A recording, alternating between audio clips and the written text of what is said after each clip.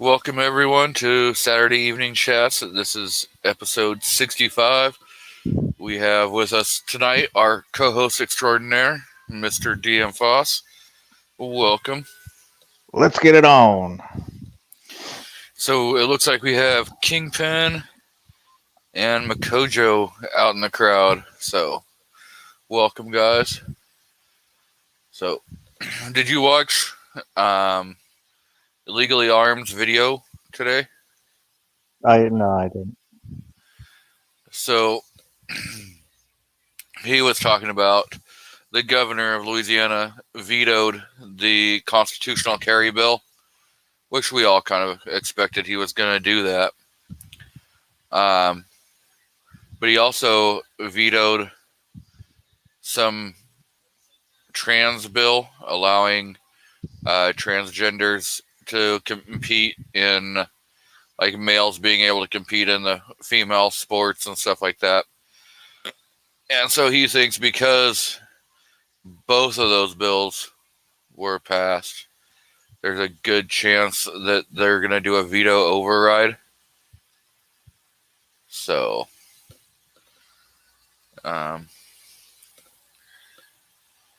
definitely would like to see him do a veto override of the constitutional carry so that they could be the 22nd state and give me more reason to get the wife to agree to move down to Louisiana.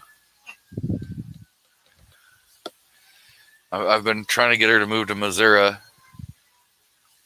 That doesn't seem to be happening. There we go. I have a better chance of getting her to move to Missouri, according to her. Well, my family's from Louisiana and Missouri, so there we go.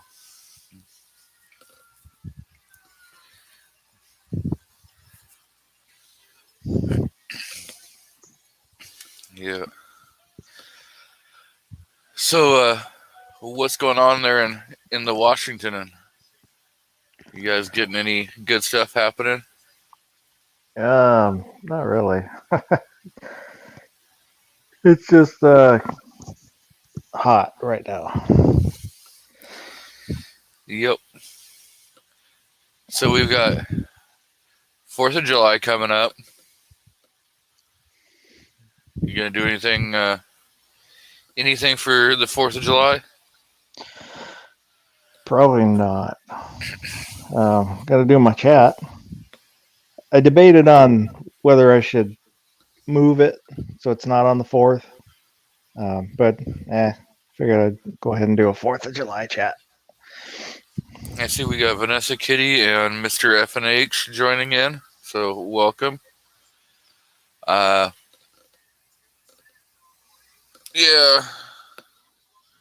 I'm kind of questioning. Well, at least mine is on the 3rd, not the actual 4th. But still, I'm not 100% sure if the wife has some crazy ideas in her head for our 20th anniversary on the 4th. So, I guess we'll wait and see what goes on that.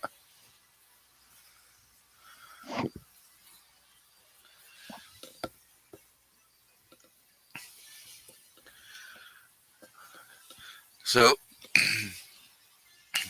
we were getting back from out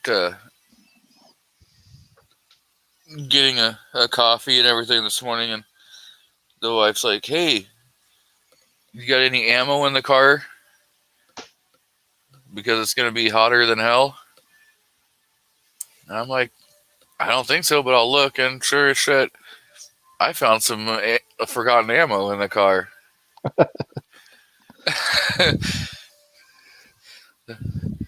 Which I'm kind of glad that I went looking, because it's the 45 Colt, like rat shot, rodent shot, kind of. And that was sitting directly above my gas tank. I'm sure it'd be fine. Right? Yeah.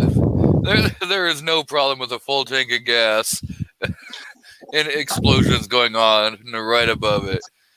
I mean, literally right above it, because so Nissan, well, at least in the Pathfinder and in the 300 turbo that the wife had, there's an inspection plate inside the vehicle that goes directly to the gas tank.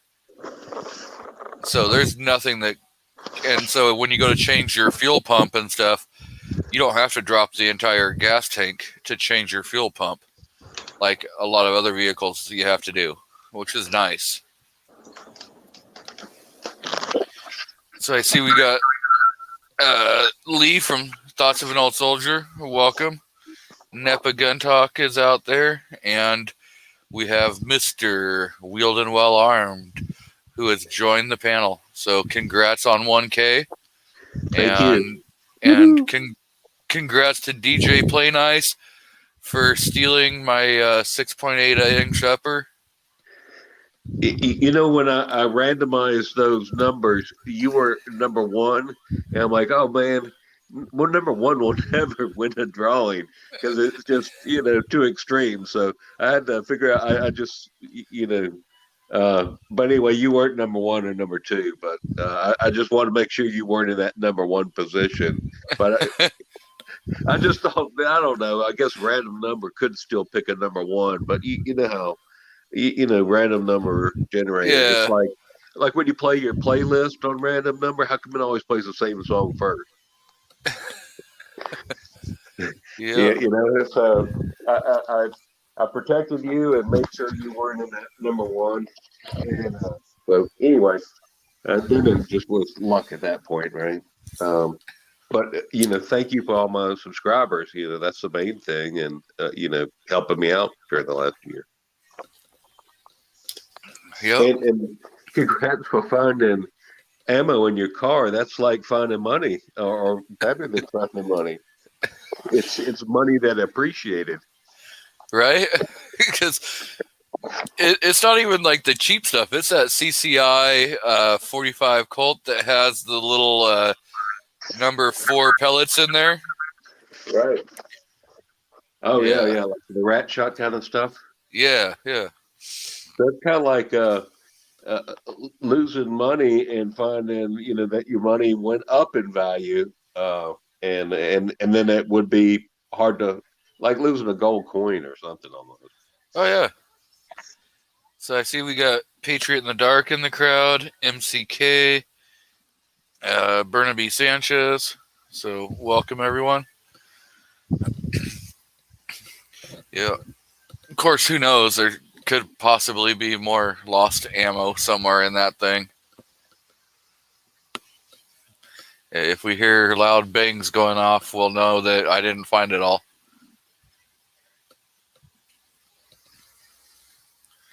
Because 105 degrees outside. So inside a vehicle, probably 160. Yeah, but I heard somewhere, we talked about this on another channel, and I think it's got to be well above 200 before. I mean, I've never heard of ammo baking off in a car. I mean, it might have to be 600 degrees. It could be. I don't know. Yeah. I don't want to be that one person to find out either. Well, just make sure it's not near your gas tank, right? Unfortunately, the gas tank is in the passenger seat right behind the driver. So it's in the driver's side rear passenger seat that you just flip up the seat cushion and there's an inspection plate that goes right to the gas tank.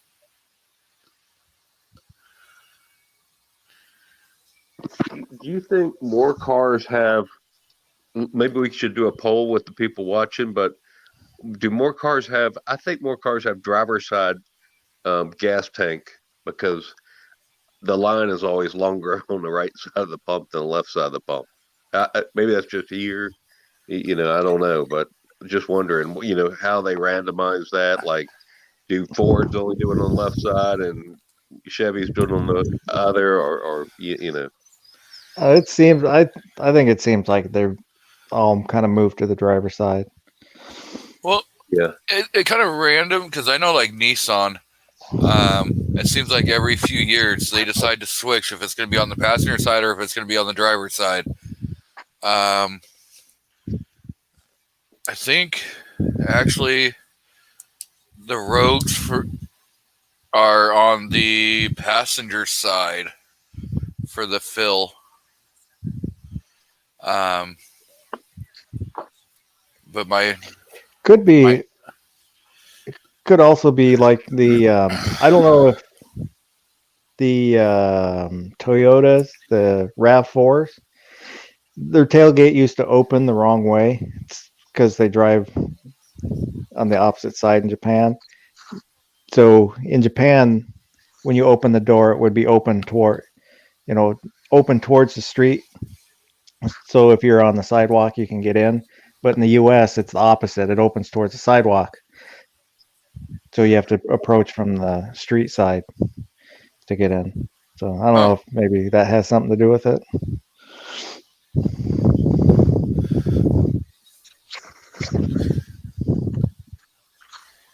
Yeah, probably. I mean, there's probably some structural things. The hinges take up more room than the locking mechanism, I would imagine, and reinforcements of the hinges, because that's a lot of weight hanging on, especially if you got a tire out there. So, Thoughts of an Old Soldier brings up ought to go back to putting them behind the license plate. But what about the one? What about the behind the brake light, where you had to flip your brake light down to fill your gas tank? Well, I think they stopped doing that because of the rear accident. Getting hit from the rear side was more prevalent than the side. Yeah, and if you ever had to use a funnel or a gas can to fill that behind the license plate, it's a pain in the ass. Just using the gas nozzle is kind of a pain in the ass behind the license plate. That's what my 68 Satellite was behind the license plate. I think that one was. Like the Trans Am, they had behind the license plate, but the plate folded down almost like vertical. Yeah, my 77 Ford Montego, it folded down, but not all the way down. We got Mr. TPC out in the crowd, so welcome, buddy. Welcome, brother. So Patriot says his LGS was getting really pushy today, so he came home with a brand new SIG P220.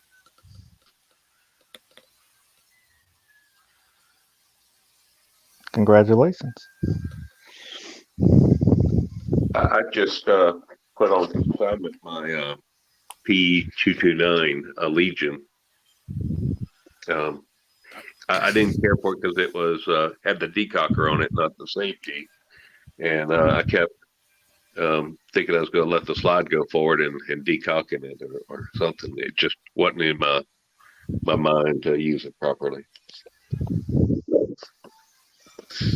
So yeah, I don't know. SIG just released that they are coming out with a 320 carry Legion. So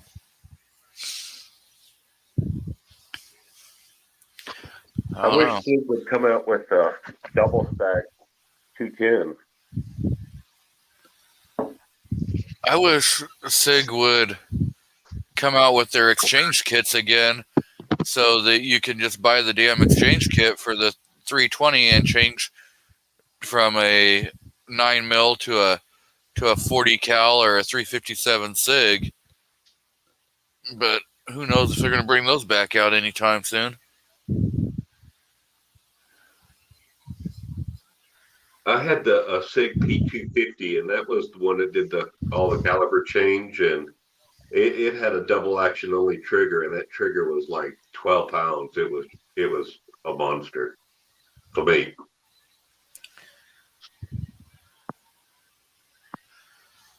Mr. FNH says he had a 77 Toyota Land Cruiser, had the fuel tank under the passenger side seat, literally.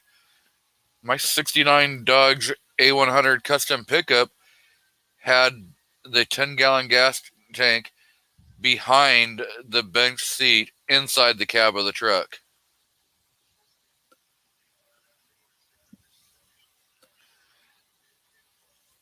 And so when you would go to fill that thing, you had to pay attention and listen to the gurgle, or otherwise you were going to be wearing that gas, because there was no shut off, no.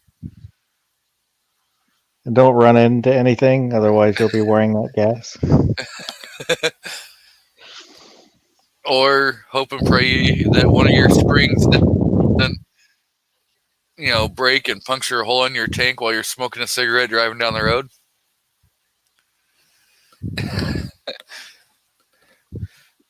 I see we got Gunpowder Beauty out there, and Mr. CB is out there. Welcome, everybody.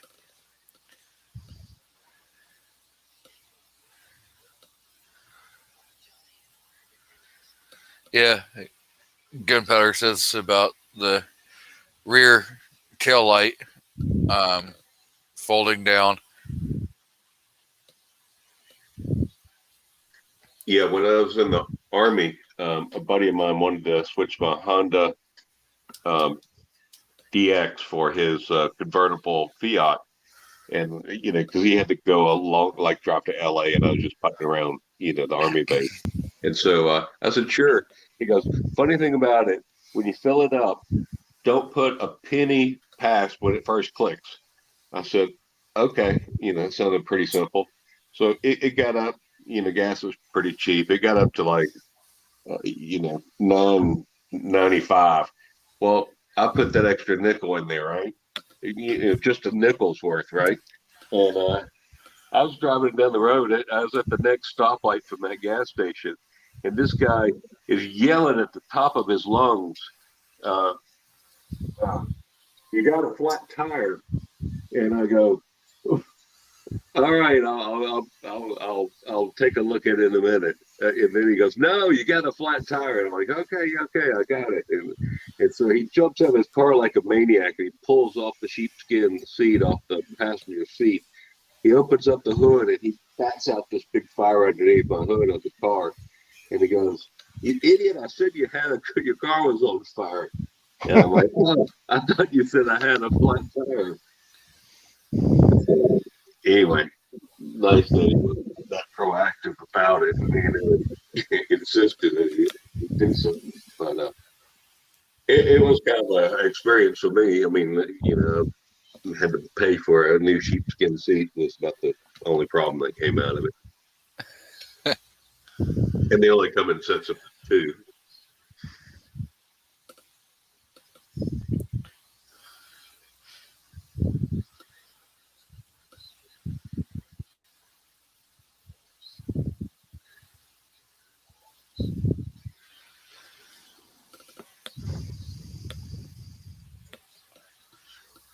Gunpowder says that her husband had a S10 back in the day, and she misses him driving a truck. S10s are so much fun and so easily to turn into drag vehicles. Yeah, the V6 ones. All you do is you yank that motor out of there. As long as you don't have the extended cab, you yank that motor out there. You drop a 350 in there, and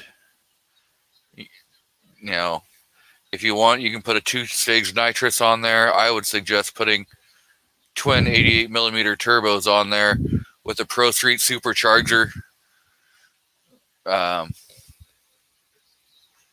Bucket the rear end so you can put some bigger tires back there. Put Oldsmobile 88 gears in there. You'll be fine. You'll rock down that road.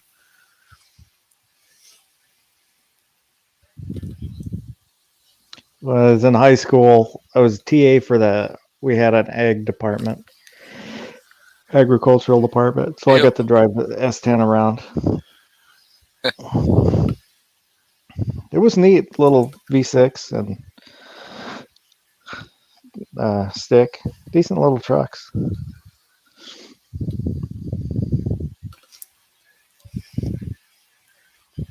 I was hoping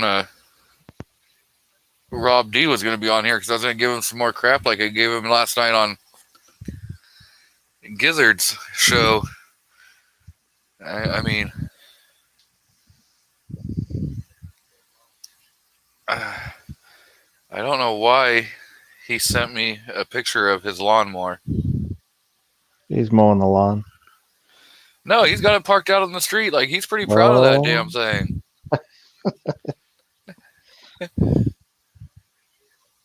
Maybe it's a souped up drag racer lawnmower. a sleeper.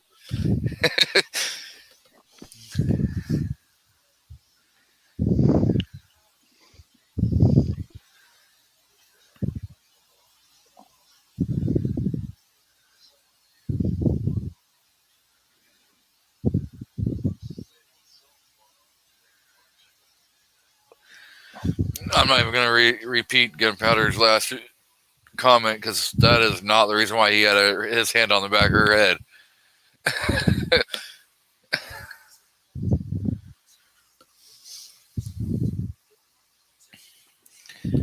He was trying to keep her from puking in his truck.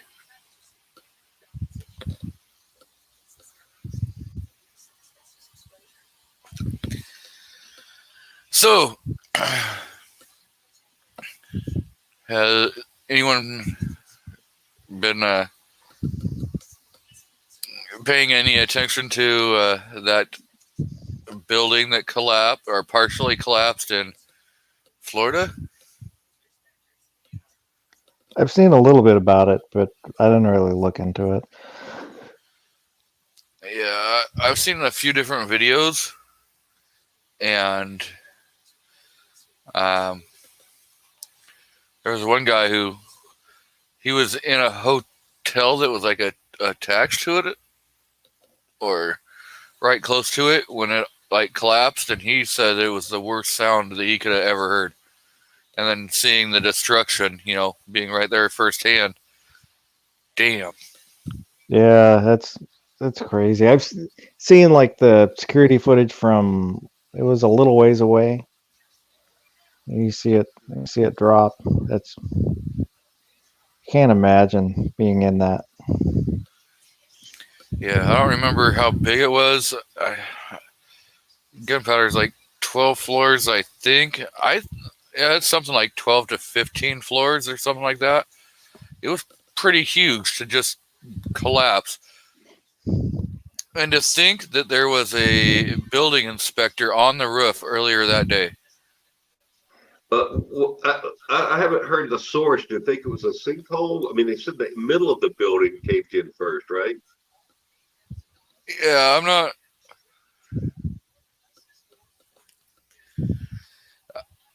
100% sure. I've heard a couple different things that, it collapsed, like some structural integrity, like a beam inside the building broke, which caused it to like shift, and then it collapsed. Who knows? Because that's going to take quite a while before they can actually get the investigation complete. And what was it? Echo says there's still like 51 people unaccounted for. And they said this is one of those buildings that neighborhoods that they're not just snowbirds; they really pretty much live there too. Yeah, there were at least. Thankfully, there's not as high as death toll as could have been. Yeah, the three different possible reasons I've heard was sinkhole, the contractors cutting corners, or maintenance, because since it's next to the sea, then it needs to be resealed to protect the rebar. Uh-huh. But maybe the maintenance wasn't done. But that's kind of the three big theories that I've been hearing. Yeah, someone said, or or Gunpowder Beauty says, someone said it had concrete rot on one of the floors, and it was high up to cave the other floors.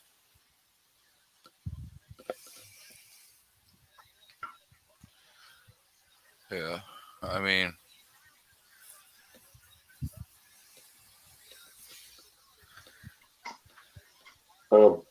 My wife's niece, she is one of those cadaver dog, not just cadaver dog, but also lost people dog handler, and she's in Czech Republic, and they just had a tornado. It's like the first one in 20 years or so, and a lot of people were killed. It's Moravia, kind of next to Slovakia, and it's just a total surprise. So they got her on the scene, but not letting her do it yet. They're giving her, they want to have more. They're going to get her in like probably the next 12 hours. well, There was so the guy on, I don't know what channel it was, maybe Fox, but he found the 10-year-old boy on the backside of the building, and yeah, he was hanging out.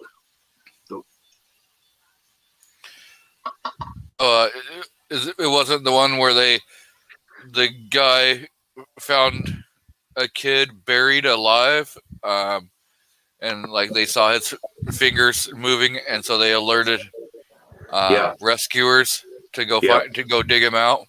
that's it. That's Yeah, it. He said he was on one of the top floors, and his mom was in the building with him, wow. and he only had a mom. That was it. Yeah. Yeah. So I see we have Echo Reloading out there, Pro Carry Trucker, Jerry Parker. Guys have joined in. I don't know. I haven't really heard a whole lot of people talking about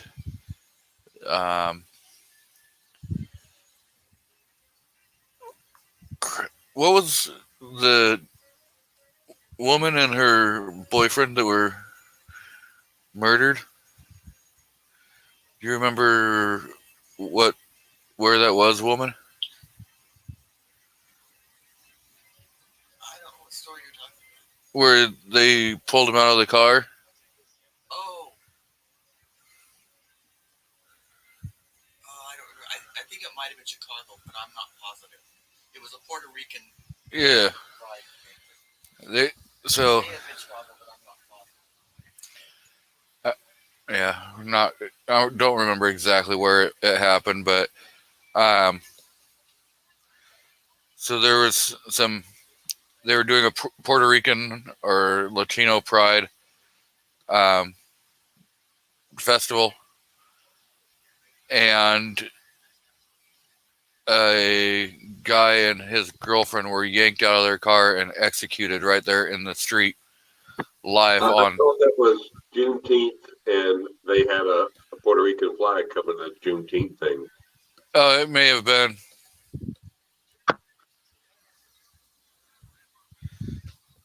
But yeah, that was pretty friggin' horrible. There's actually a video that you can see that's on Instagram where they actually show the entire, them being pulled out of the car and executed.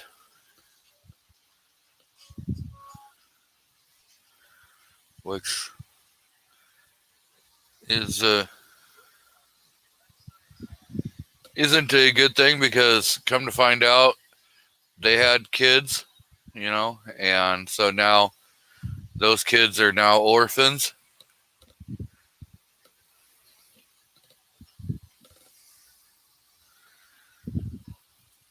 I see we got Mr. DJ Play Nice out there, and Jason Stewart's out there. So, yeah. So, Mr. Oh, crap, we lost Wheeled and Well Armed. I see we got 2A Dave out there. Welcome. I was just about to ask him a question. He didn't want to answer. Right? He was like, I'm gone. So, are you looking at any new firearms, Foss? Maybe. I'm gonna take my PK380, take it down to the gun shop, and maybe trade it in on something.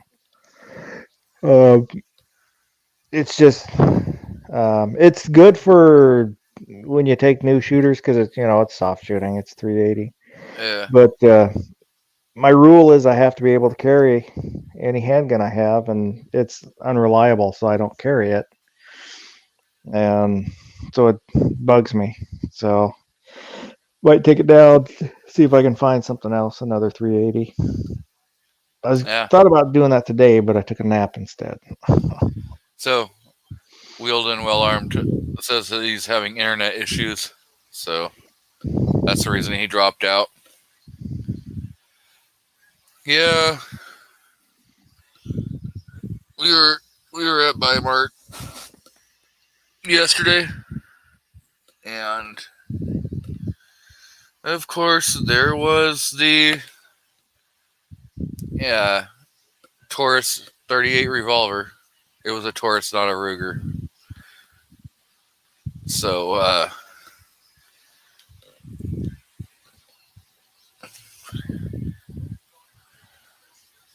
but then I pointed out. Oh, go ahead. Then I pointed out to her that they had a Kimber with a black slide, gray frame, and rosewood grips. So we'll see which one she decides that she wants at. Now that she has to think about two different metal framed guns.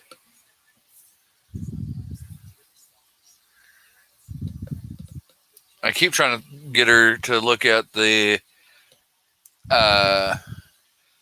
Beretta 96A1, which is a 40 cal, or a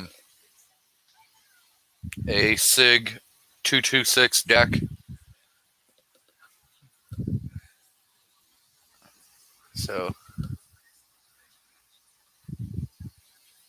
I don't know. Which one would you go with?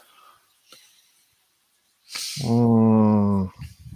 don't know. It would just kind of depend on the day and how I felt and how they felt that day. And So you're saying I should just get her all four of them and be done with it? that'd be the easiest way. Yeah, it would be the easiest way. And congrats to Jason Stewart. He said he got his concealed carry permit today. Oh, crap.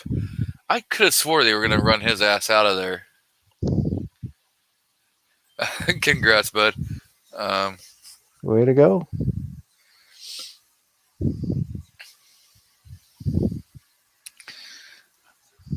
I always forget to send him an invite.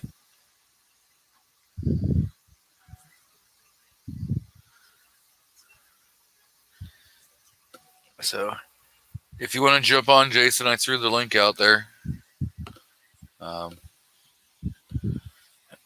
If you don't, no worries. I'll retract it here in a couple minutes. Yeah, to answer DJ, I haven't looked at the Bursas. They're probably better now than they were, but they used to have a problem with the frames cracking. So I haven't looked at them. I know. I was thinking about going with the M&P, the EZ. Mm-hmm. I looked at one back before I got the PK 380.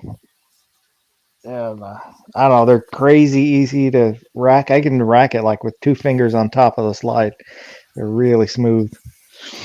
Well, yeah, they were designed for that easy, so that people with like arthritic hands and if you're not as strong, it makes it easier for you to be able to rack it. It's probably the reason why Rob D has one. Oh, and I missed the second part of his question.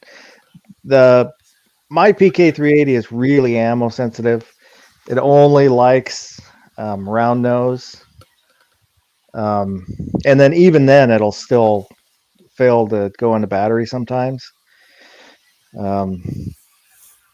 I've smoothed out some stuff, which helped, but it's still, since I wouldn't rely on it, trust it to carry it, then that, I just want something else. It seems to be either they run great and will shoot anything you feed it, or they're like mine where it's real finicky. Is it a feed ramp issue?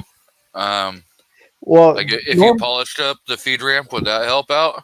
Well, I did. Actually, what I did was I polished the feed ramp, and then I shaved the top of the hammer a little bit where it contacts the slide, and that helped smooth everything out where it would run better, but it still now and again wouldn't go back into battery. And when I looked into it, when they were sent back for servicing, they would replace the extractor, replace the barrel. I can't remember if there was one other thing they would replace. So I don't know, but it's a kind of rattly gun, but if it would run, it'd be fine. Because it's a little bit bigger for a 380, which I like it because it's comfortable for my hand. It fits my hand. But yeah, I have to get something more reliable.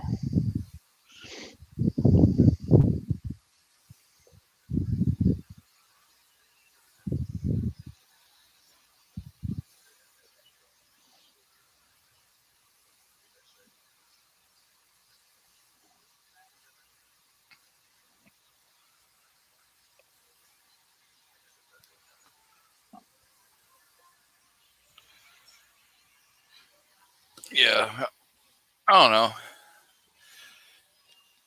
You could always go with like a 38, revolver to replace that. Well, no, it needs to be a 380,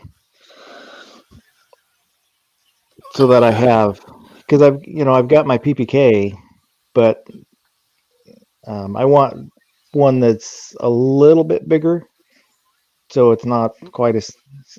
The PPK isn't real snappy, but I've got chunky hands, so it takes a bite every time I shoot it. But just for when I take people to the range, so I have a good variety. Yeah. So, Mr. Jason. Good evening, guys. Oh, it's doing real well for me, man. I had a great day today. So, congrats on your thank you. Your license to carry. So, for your state, can you carry anything, or is it one of the ones that's tied to a specific gun that you qualify with? No, it's not qualified to any gun, but it's handgun only. I can't carry a concealed rifle. Well, for whatever that's worth, but it's handgun only here. So you're walking around concealing everything you have now, packing them in all your pockets. I see we got Misha out there, so welcome, Misha. So I was trying to talk the wife into getting a Beretta 96A1. Nice gun. Full size, But yeah, that's a Well, nice one. they have the Centurion. Yeah. They have like 3 different models of it. I don't remember all of them. Yeah, there's a full size, there's a Centurion, there's a compact. The A1 is going to be a full size by nature. If you buy a compact, it'll say M9 A1 on the slide. That's just the parts they use. My favorite is the Centurion. It's like a commander size 1911. It just seems more balanced. That's a nice pistol. 40 cal. Yeah. Oh, now 40 cal I don't know about. Yeah, this is the 96 40 cal. If you could get a 96 in a Centurion, which I'm not sure, but if you could get a 40 cal Centurion, that would be a very nice carry gun. Yeah, that's definitely. Yeah, this going through this course today and everything I did, everything I witnessed and watched, I'm kind of on the collector side of things, and I'm more the full size gun and this and that. Boy, I'm excited. I'm really looking into smaller, more carryable weapons now. I see the advantage. I mean, it's just something new for me. There's pros and cons for everything. I mean, having the compact or your carry can be nice, but having a full size, is also really nice. I actually handled a few Glocks today and didn't have the opportunity to wash my hand afterwards. So I am progressing. I am. Yeah. It's never too old to learn. I'm telling you, you need to get yourself a 22. Get yourself that 40 cal, or even go with a 20. Either one of those models are nice. The 10 mil or the 40. I think you'd be pretty happy. The Glocks seem to be well, I know they're popular and all that. I know the law enforcement are popular, but my instructors today were very high on the Glocks. Now they weren't playing Ford and Chevy and saying this or that. They were just well, the one guy said he had $2,000 worth of extra parts in his Glock. Yeah, that could just be a reference or whatever. You know what I mean? But to the people that aren't really that firearm knowledgeable, he's kind of enforcing to them that this is not the one that you go buy off the shelf. Okay. But he said he was ranked 22nd in the world in IDPA, ISPA, whatever. Yeah, and, IDPA. He gave me a couple little demonstrations, and yeah, man, he's quick on the trigger. There's no doubt. I was just talking to somebody else, and I got to thinking, I've been on my chats, been fired up, and I run my mouth a lot about, having a fight in my yard, but that's only on the premise of them coming to infringe me. You know what I mean? If I broke the law, you know what I mean? Okay, I admit it. I'm guilty. I'll take my punishment or whatever. You know what I mean? I don't want to ruin my life, my day, end my day over something that I'm guilty of anyways. I'm kind of, when I talk about, fuck them, I'll fight it out and they'll have to come get me. That's if they're coming to infringe me for no reason. You know what I'm saying? Yeah. But, I had a lot of eye-opening things today, a lot to think about, a lot to learn and discover. And I'll just tell you what, the law enforcement and the ex-military and stuff out there, they are extremely more trained and capable than we think we are in our dreams. Yeah. There's a lot of those guys that, it kind of goes back to the old saying about not waking a sleeping dog. Yeah, but I did have a wonderful time at the range, and I know I will never go to the range again and just stand there and target shoot at a bullseye. I will never do that again. I have that. That's handled. He even said something to me like the second time I was up shooting. He's like, "You're a target shooter, aren't you?" And I'm like, "Yeah."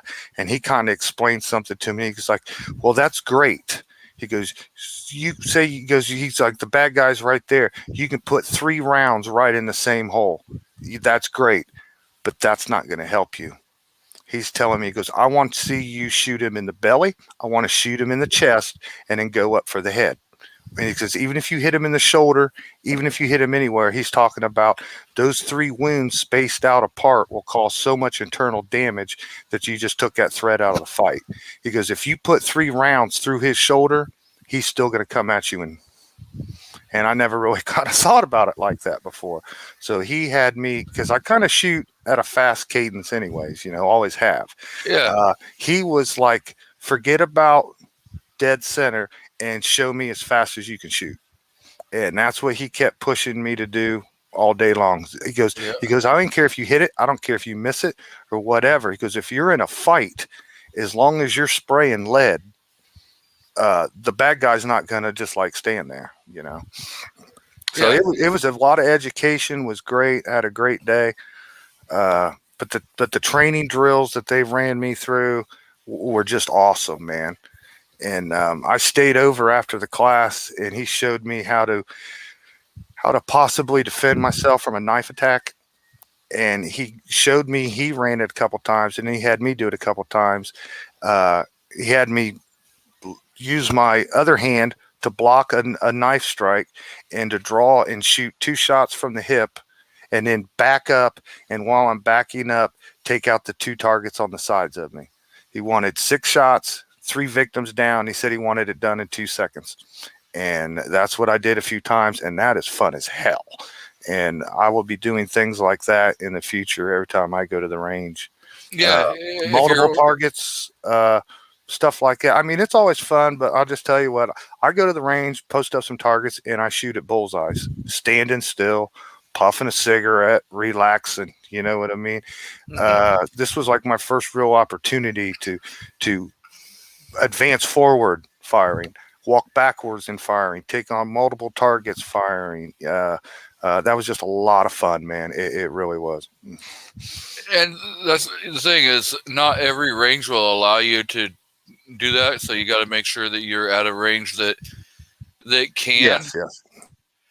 And that's one of the reasons why I really don't go to like ranges, is I'd rather be able to, be out in the hills, be able to move around, do what I want to do.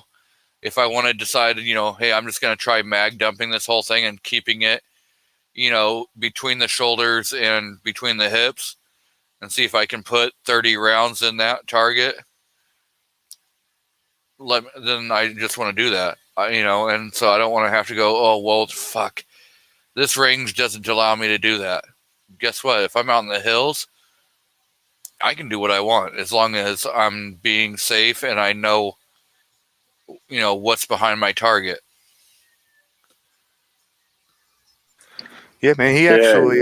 You just want to hold your crotch and yell slurs at people.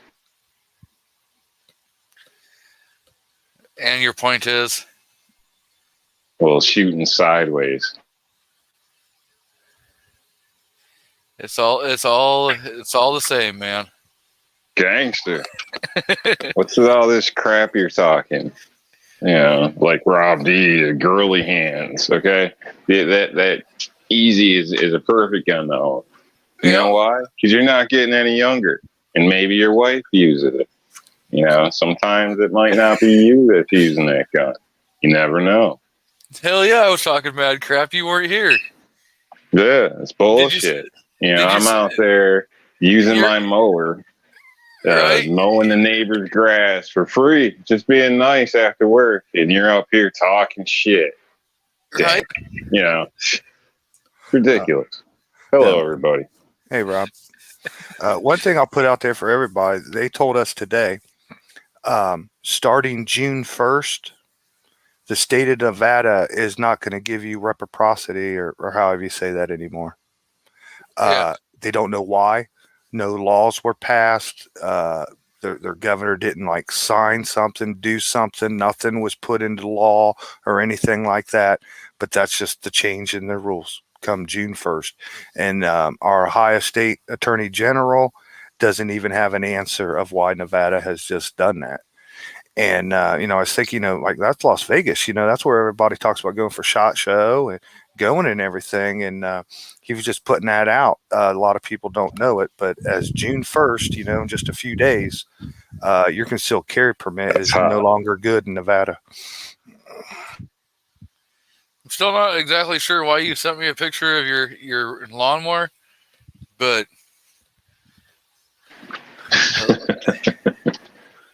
No, but it gives me ideas though. I think you got Surely a ball does. joint. I think you got a couple ball joint problems on the front of that. Yeah. I've never been into that much camber there. I don't know what the deal with that is, but I like the ground effects so that you can mow at night. I kind of see that. I kind of see that. That needs a 12-inch woofer box on the back of it or something. mhm. Damn right. Oh, Bluetooth speakers at least.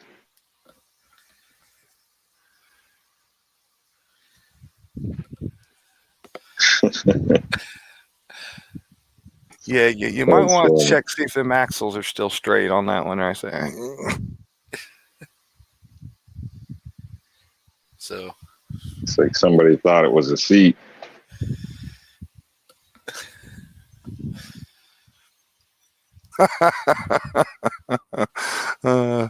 Somebody said on it. That's a good excuse. no, Kingpin. That's not Mario's. That's Rob D's. That's Rob D's mower.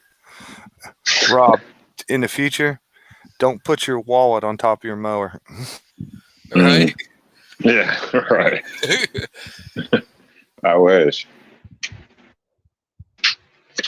No, I'm currently rocking a Troy-built Briggs & Stratton 550 self-propelled 100 and something cc mower. Yeah. Misha out there, I'm sorry. Oh, go ahead. I was gonna say Misha in the chat out there said that needs hydraulics. Right? Put some hydros on there. That's probably what happened. Is that the hydros were bouncing the front end and it friggin' broke those. Probably exactly what happened. I used to have a Briggs and Stratton lawnmower. Yeah, I bought it used from a pawn shop. Still started up at single pull every single time. Yeah. I find the older ones work good. My last one I've had issues with, but it was the fancy new design, easy start, guaranteed every time. I knew it was going to be an issue when I bought it, but I figured I'd try it, take a chance, and what a pain in the ass. So constant work, where my previous one that was 10 years old, the only reason I got a new one is the deck was starting to rust out. The thing, one crank, boom, you were good to go. So my newer one, I made sure it wasn't that easy start BS crap. So it's just a standard carburetor without it, a bunch of extra little rods and shit to get bent and never get right again. So hopefully I'll have better luck this time. Yeah, I've just got an electric one now. Our yard is so small. Well, at least you have one, because I have a standing that, a man ain't no man if you don't have a mower. Electric kind of counts.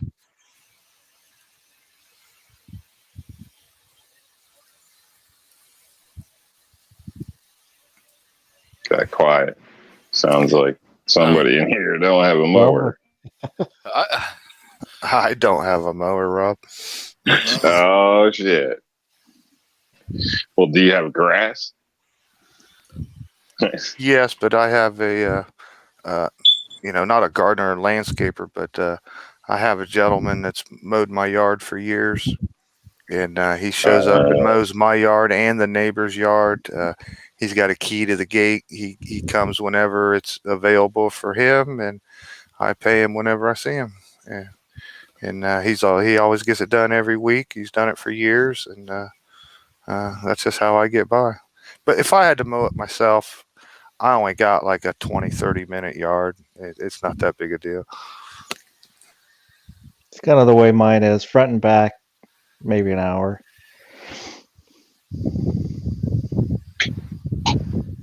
That's with edging. Yeah.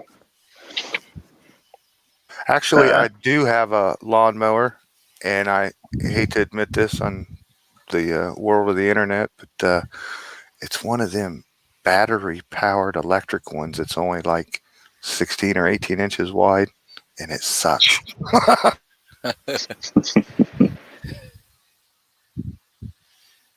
Misha says he mows his grass with gas and a lighter. You know, if I could, I would like to have my whole yard just black topped and painted green. AstroTurf, something, never mow it again. Oh. So I put something in the private chat, guys. I say go for it. Do it.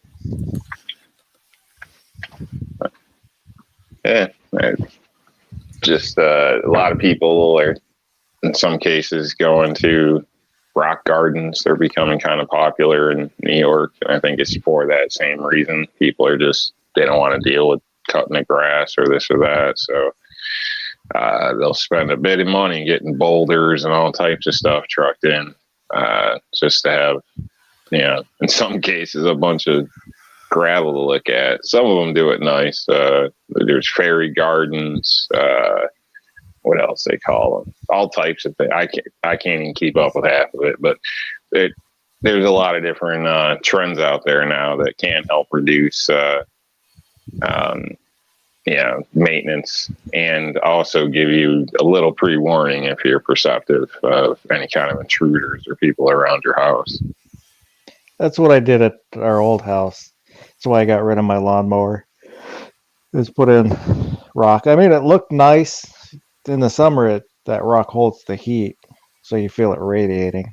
But and even then, I had put down weed blocker, put down drainage rock, weed blocker, and then pea gravel on top of that. Still, the weeds would grow through that. Yeah, they're persistent. Okay, so if you guys watched, I did a video a couple weeks ago, maybe pushing a month ago, on a mag pouch. It's a universal, so it does single stacks and it does double stacks.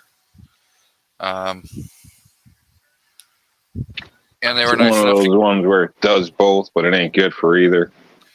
It You giving away actually, junk? it's actually pretty nice. I use one, Just checking. and my only concern, which is with any of those mag pouches, is how long is the rubber band gonna last?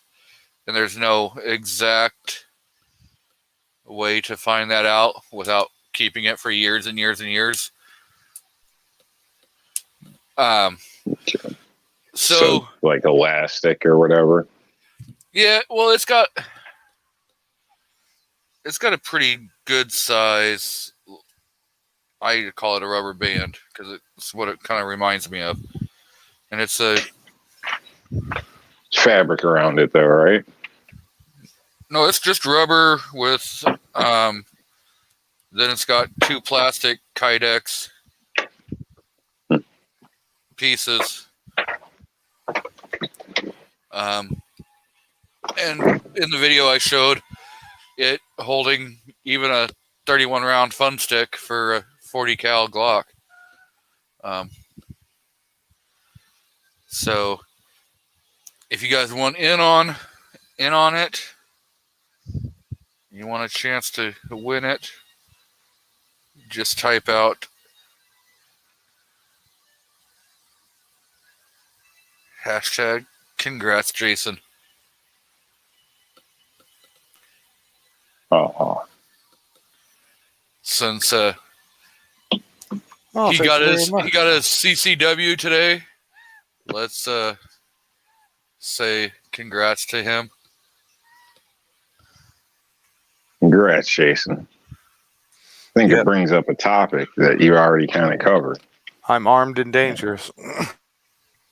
I know before I think we've been in conversations about training and should or shouldn't and this and that. And in a sense, I think people can get by without it. But just for example, if you see Jason's motivation, the change just in him between one class, it kind of shows. I'm sure in some ways, he's humbled, and everybody's got a lot to learn in a sense. So we could all improve in getting motivated and inspired.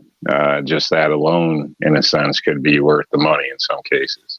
Not that I'm pushing, $1,000 classes or any of this crap or nothing like that. I'm just stating a third party can be very helpful. And remember, guys, there's also you can download the FBI quals drill, and you can always use that to add to your shooting as kind of drills that you can run, and you can download the targets offline for free and print them out.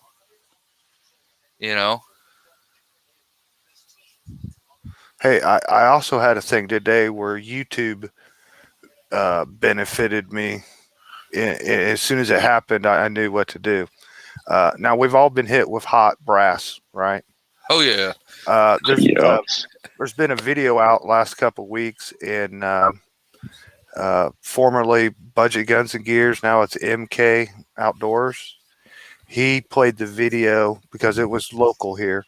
A man was at the shooting range. One of his own brass went up and got him in the back of the neck, and he went to jerk at it, and I don't know, he reached to try to hit it or something with his gun, and he shot himself clean through the face. I see that. Right? Well, I was up on the line doing a drill with another person next to me, and I was in the middle of my shooting, and one of their shells went down the back of my shirt and was stuck in my shirt, burning the hell out of the back of my neck for a few seconds. And I didn't panic. I kept doing what I had to do. Got done with my shot. As soon as it was done, my gun was locked open, and I kept it down. I used my other hand and was reaching for trying to get it out of my back. And the trainer there, he reached up and grabbed my shirt and got the shell pinched in the shirt and pulled it out. And I looked at him. I said, "Did you see that video from the guy in Cleveland?" And he was like, "Yes, I did." And I said, "Woo!" I said, glad that didn't happen today." And he was just laughing. He's like, "Oh, that was terrible." I was like, "Yeah, shot himself in the face." And he kind of shook his head at me. He goes, "I don't even know how he did that." But I got a nice burn. I can feel it even right now. But I knew not to go crazy and panic, swatting like a bee stung you or something, man, because just literally the last few days I watched that video, and it was maybe the second time I was up at the firing line today, and it happened to me. So everybody should watch that video. We've all had them burn. I've kind of been hit more in the front. You know what I mean? I never had one come down the back of my shirt before. But it definitely happens, and please don't panic. It's not like you're dying. It's just a little burn. It's not worth being dangerous towards someone else or yourself. But it definitely is not that rare of something happening.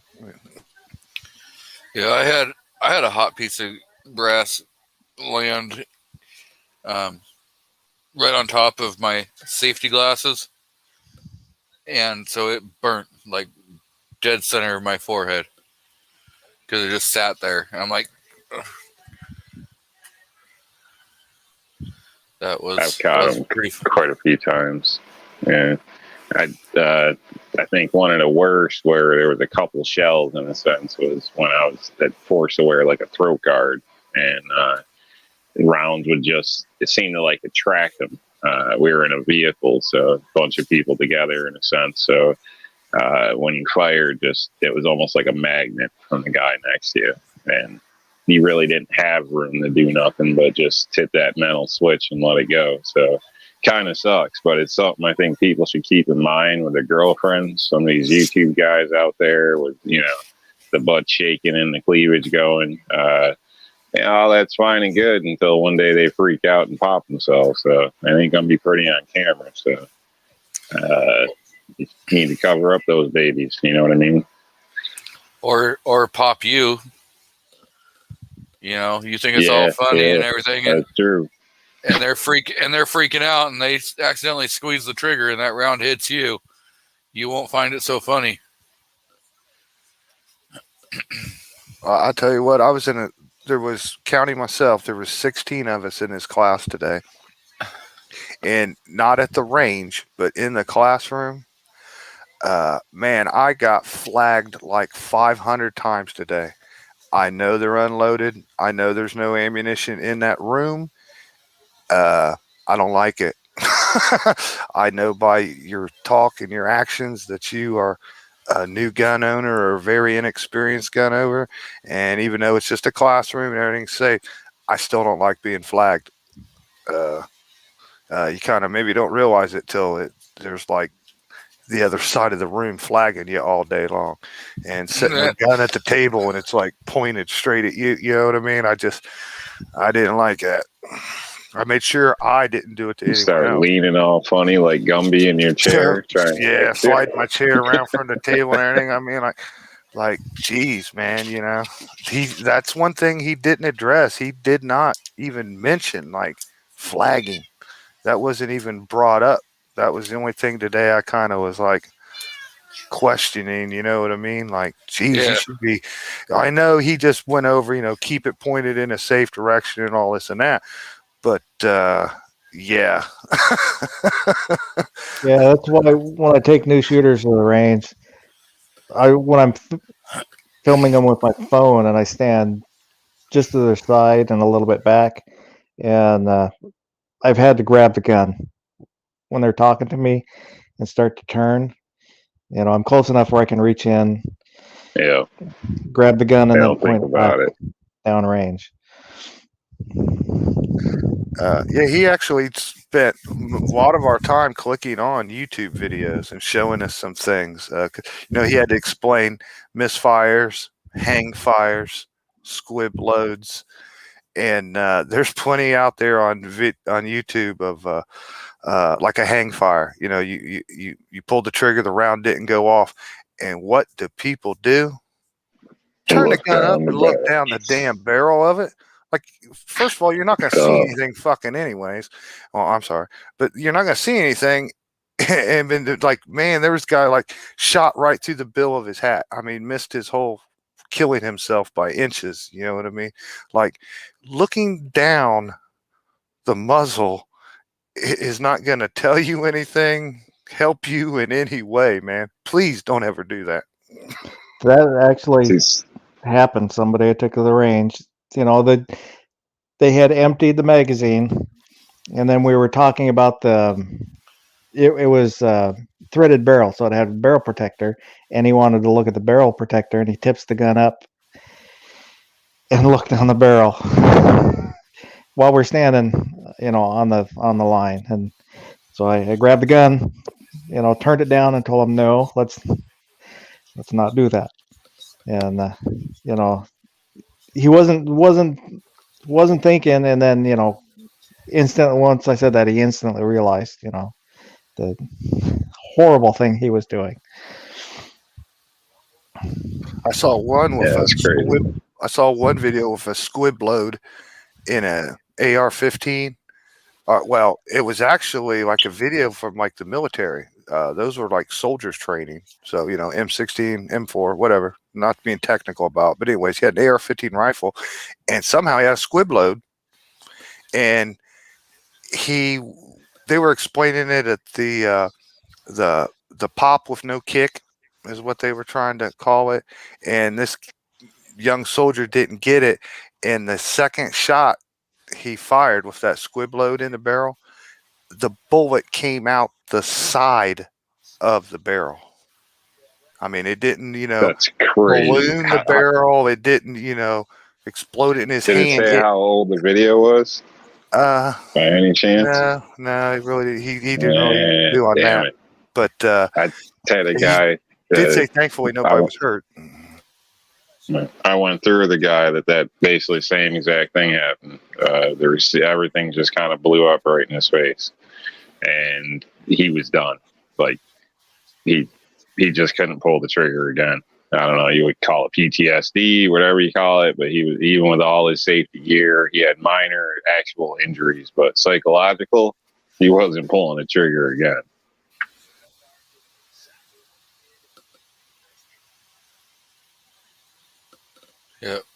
Yeah, Midnight.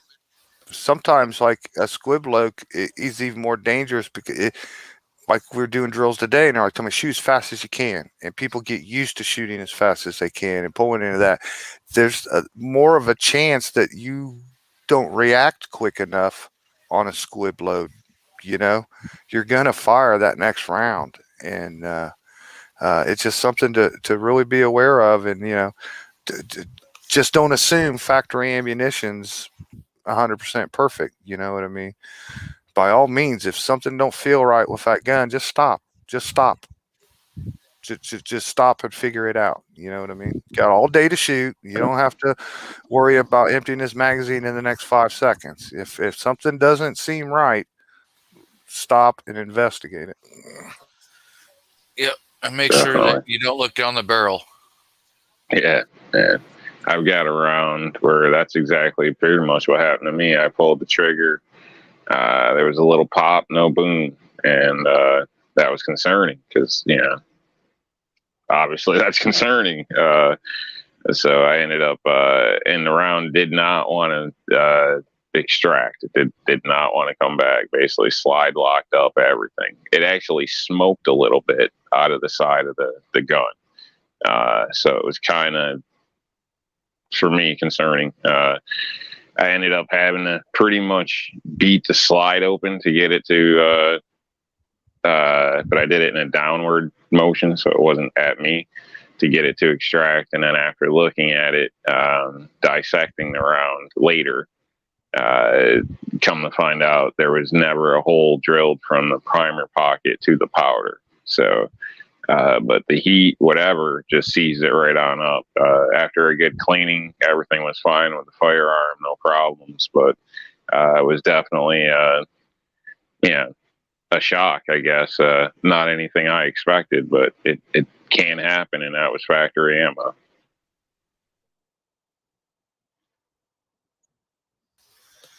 Yeah, Squid or Midnight says he's had a bunch of different kinds of loads.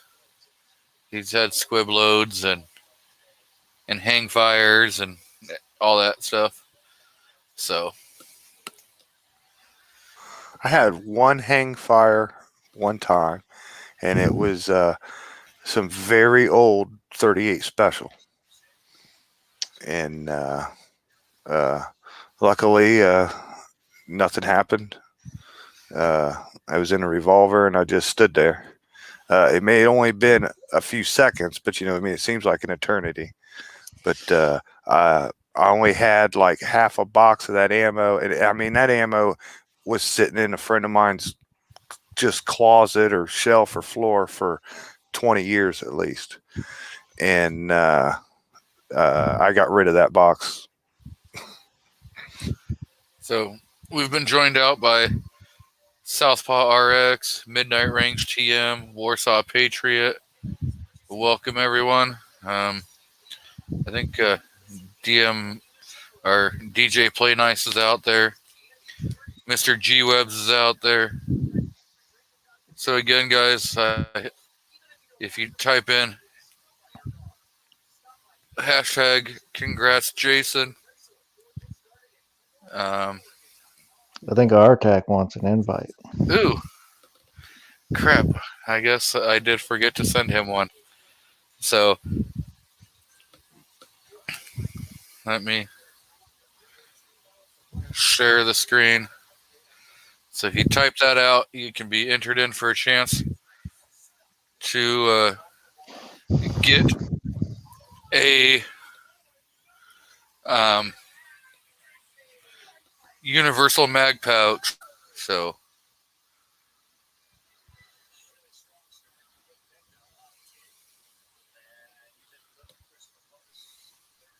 Pouch has only been used a couple times in crimes, but there's no serial number, so don't worry about it, folks. the fact is it's brand new, still in the package from the company that sent it to me.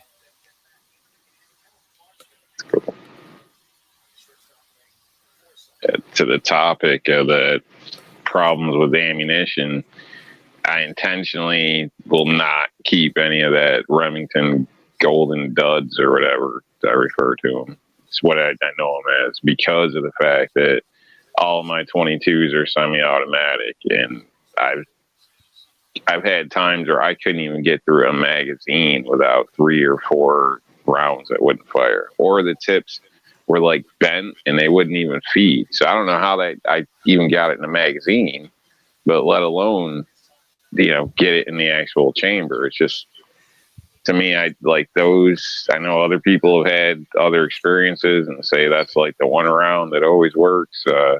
Maybe it's manufacturing, distributing. They send New York all the garbage or something, but all the ones I've seen, nothing but trouble, to the point where I don't even want them in my house, because if somebody has to grab, hopefully they'd go for a bigger gun, but if somebody has to grab a 22, it's going to work. Those Golden Duds scare the crap out of me for that reason. Now, MK Joe asked out there, how do you dispose of old ammunition? A few years ago, when I was just starting out and stuff, I asked the same question after I had that box that I was just telling you about. And I took mine and gave it to my gun shop, and they said they were going to throw it in their burn barrel. Okay. And a lot of people on YouTube said, I'll just throw it in a fire. Just throw it in your backyard wood fire, whatever, your fire pit. Because, we know it, without it being in a chamber, in a barrel, it basically just goes pop. Okay. And there's nothing to build the pressure. So the bullet's really not going to come out and hurt anybody. But that's what I did with my box. And that's what people on the internet told me. But today they told me, if you have any ammo like that you want to get rid of, that's bad or something, they said just bring it to your police department, your sheriff department, and they'll handle it. And then he was asking, G-Web's typed in by, what do you mean old ammo and stuff? I don't mean like old ammo, like, hey, I've had this box for, 20 years. That doesn't mean there's anything wrong with that ammo. But if it's been wet, if it's green, if it's deteriorated, anything like that, that's when you need to dispose of it. Or if it doesn't function when you shoot it, just get rid of that.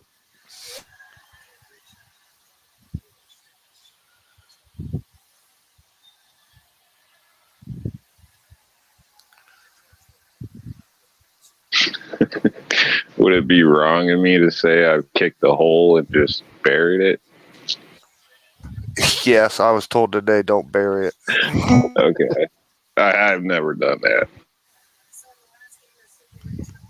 I believe burying it was a common practice for many years. Am I wrong? I wouldn't know.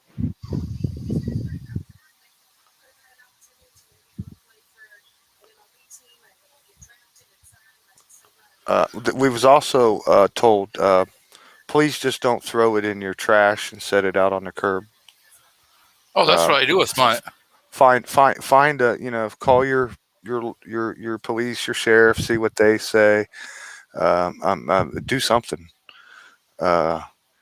I guess don't give it to somebody if they're like, well, I'll shoot it and use it anyways or whatever. Don't jeopardize them. Just dispose of it properly. Well, I would just caution a little green, depending on the ammunition, especially nowadays. The scarcest thing is I've seen green ammo in the gun stores a few times lately. Like, it's amazing. But right up around where the case meets the round, in a sense, it's starting to go green. Older ammo looks like somebody had it buried under their porch or something, and they wanted $30 a box for that crap. So apparently it worked. The guy bought some, and he was back there buying another box or two when I was there. And probably ain't the best stuff, but if there isn't any damage to the cartridge or anything like that, and it's just starting to tarnish a little bit, I mean, copper naturally does that over time. So that's could technically still be functional, but depends how cheap you are, I guess. So maybe for safety and online reasons, you should just turn it in. But you could always give it to me. I thought it was used for tipping your waitress. You mean that's not the common practice? Okay, I guess I'll have to stop that practice. If that's all you got to do to tip them, maybe I'll go out to eat more often.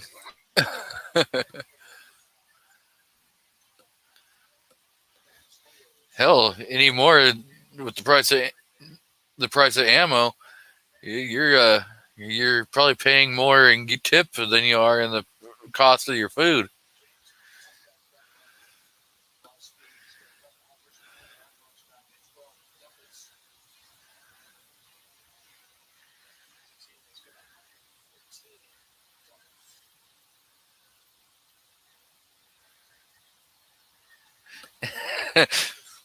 Kingpin says now G23 knows why he's banned from every diner in town.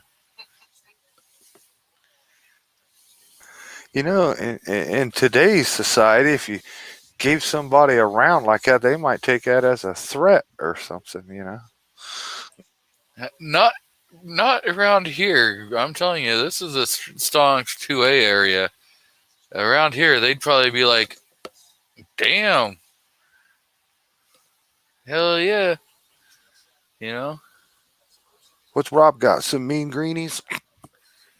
Nah, not green, but a little bit of tarnish on the casing. Probably the light's crap, but I don't know if you probably can't tell. But some of those have a little bit of blemishes or whatever you would like to say. Doesn't look like nice, clean ammo because it's been stored probably under a bed or something. Came out of a box full of hair and all types of stuff and was cleaned off. But I've shot couple hundred rounds of this, no problems, no malfunctions, nothing. So runs like it's supposed to run. But obviously there is limitations to how far you want to push things. But just because it doesn't look shiny and new doesn't mean it's necessarily bad. That just just point that out to people. And like I said, if you have doubts, you could always send it to me.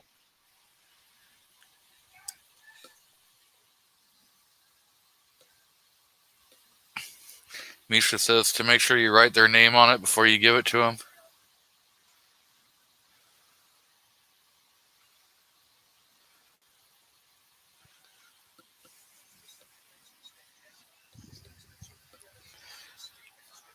How many entries do we have?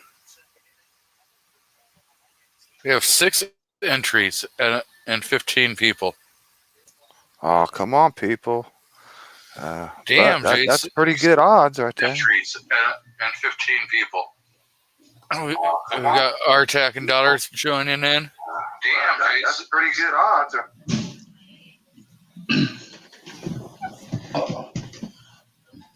What's up, Artak? Living the good life. That's a lie. Yeah.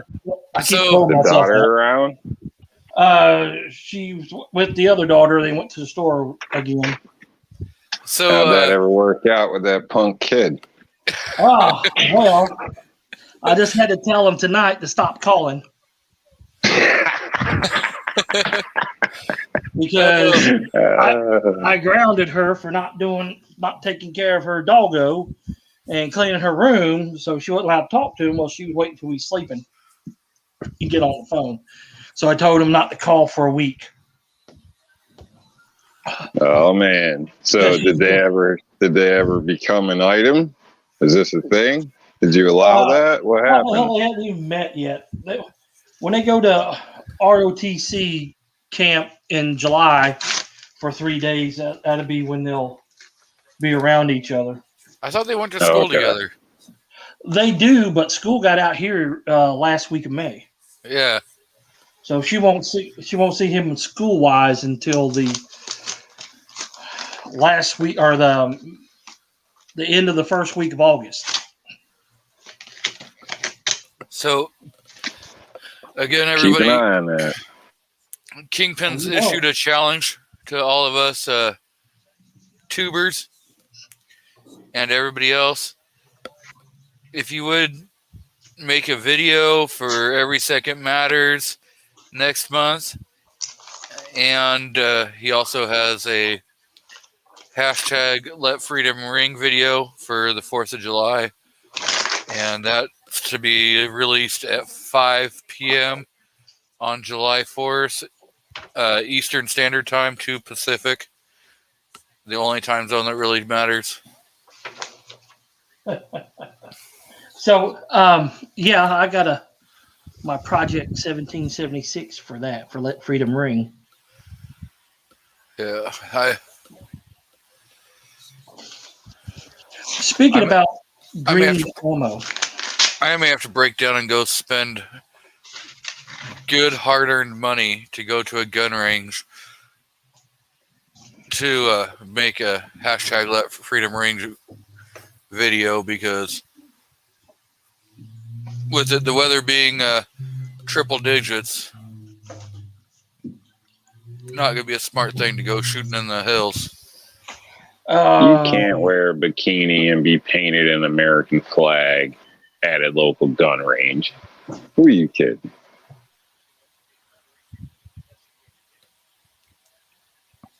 You'll be fine. Just wear sturdy shoes.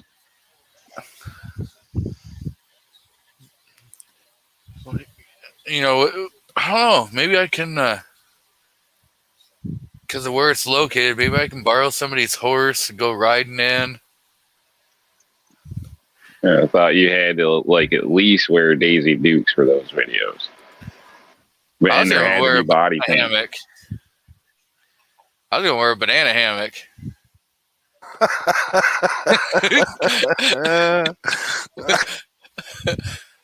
Oh, yep, that channel just got shut down.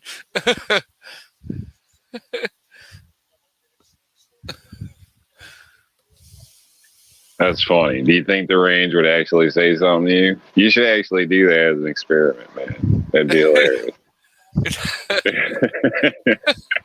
Like, it'd be hilarious.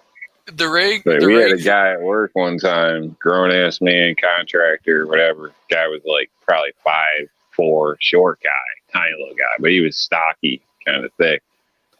One day it came in, he was wearing purple spandex, man, like pants. It was crazy. It like killed the job site. Customers were complaining, all types of shit. Like, it was, the dude was cool. What you do in your own time is whatever, but it was a distraction. Is that wrong? I don't,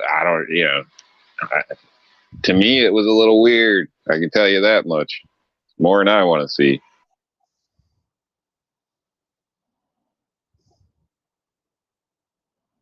Well, they say to practice wearing your normal clothes. So. Right? Something. I don't know. He was a nice guy. Hell of a carpenter. A little strange. I guess you could have a holster, but where do you keep the extra bag? Prison carry.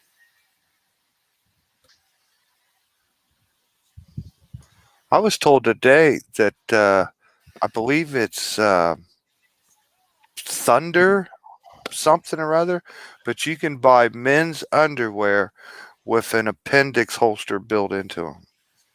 So it's closer to your junk to shoot off. Thunderwear. That's hilarious. Probably Well, you shoot your Thunderwear. picture off, huh? Yeah, they got all types of crap. That's what they have for the women too. But think about it. You're hot, you're sweaty, depending where you live.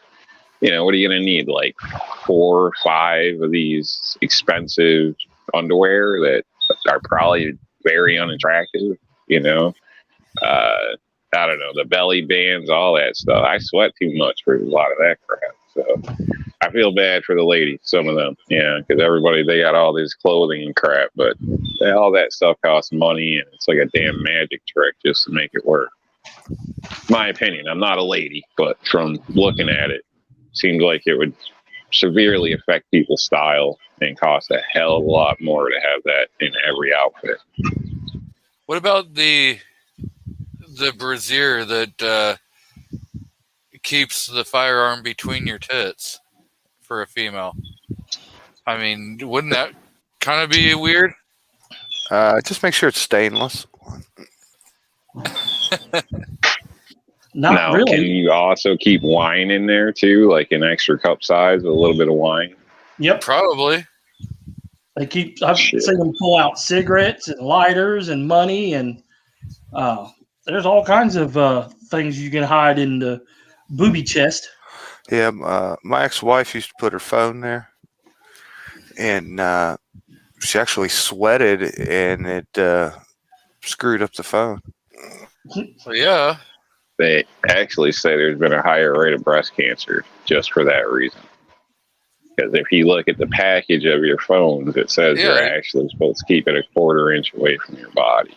But nobody does. You put it right direct to you in your pocket or press against you, things like that in some cases. But apparently with radiation, well, not apparently, with radiation, there's a huge difference on how close you are to things that the effect plays out. So if it's pressed against your breast all day, every day, I don't know. They say it's not good. So don't be a slave to your phone. See, I'm a good husband. I check my wife for lumps every day, just to be safe. Yes, it's much better to catch it early. There you go. We got 9 out of 17 people. Yes. No, just Frank Wiggers. Please. Yes. Come on, people! It's a Please? mag pouch. I'm sure you could use it. Yeah, it's Just go ahead and send it to me.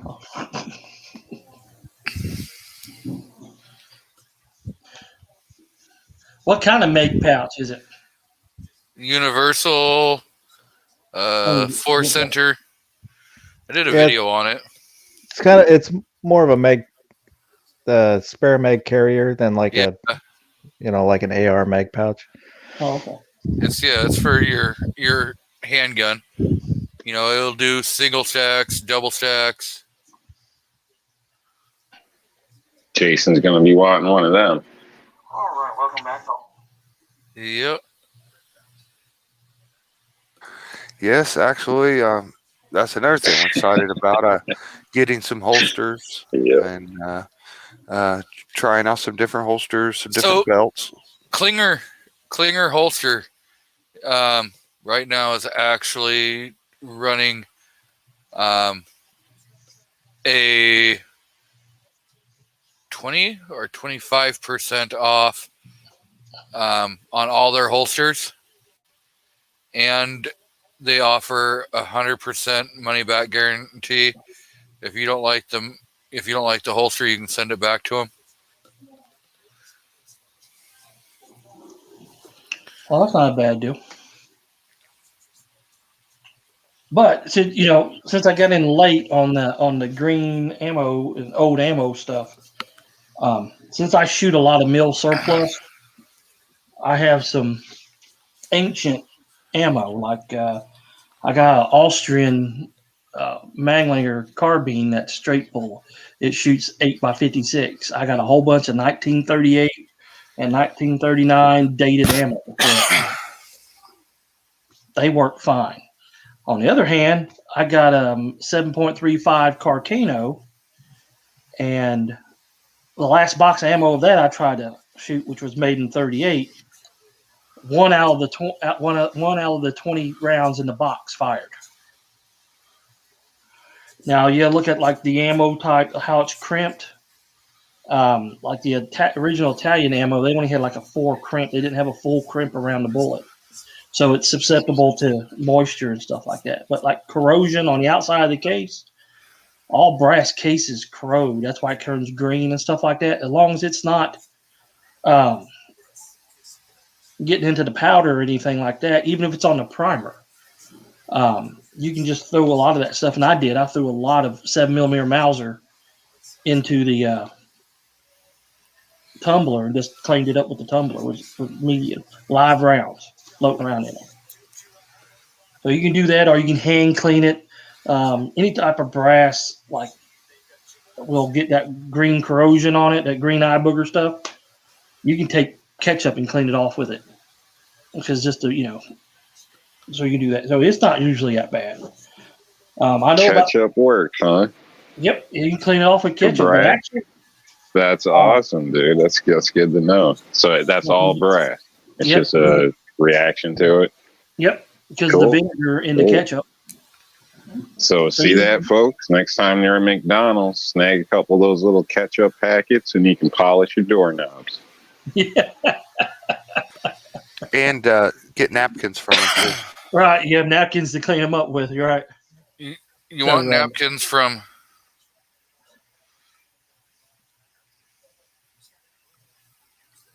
any That's McDonald's. good information right here. You're not getting that anywhere else, folks. That's right.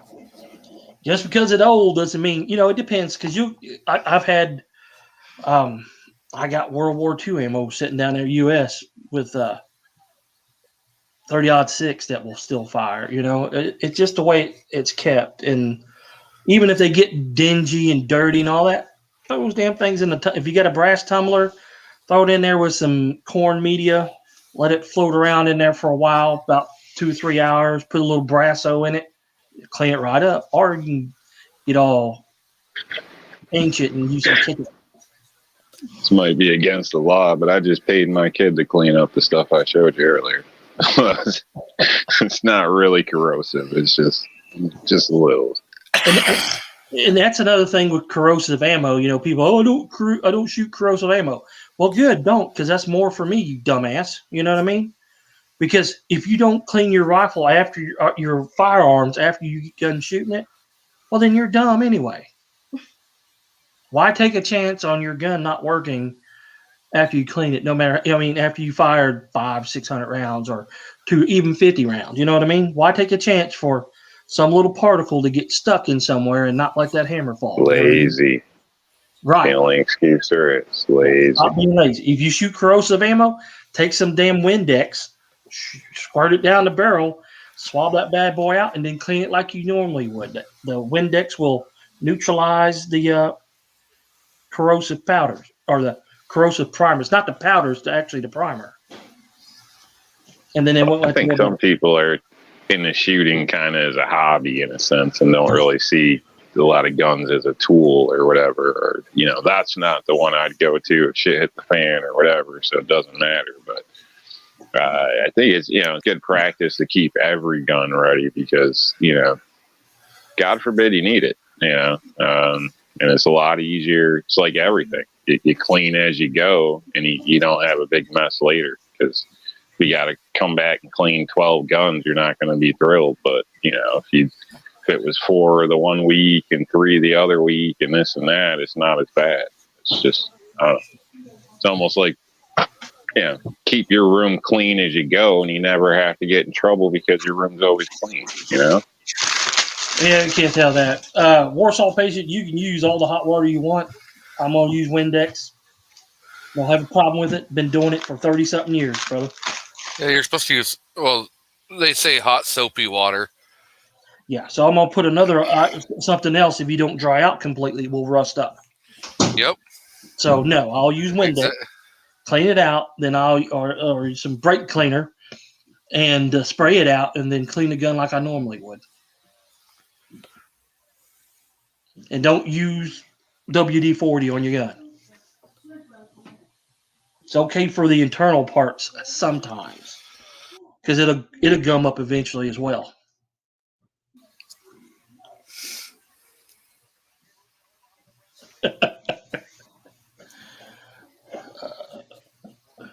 We'll tell your mom on you for not cleaning your room.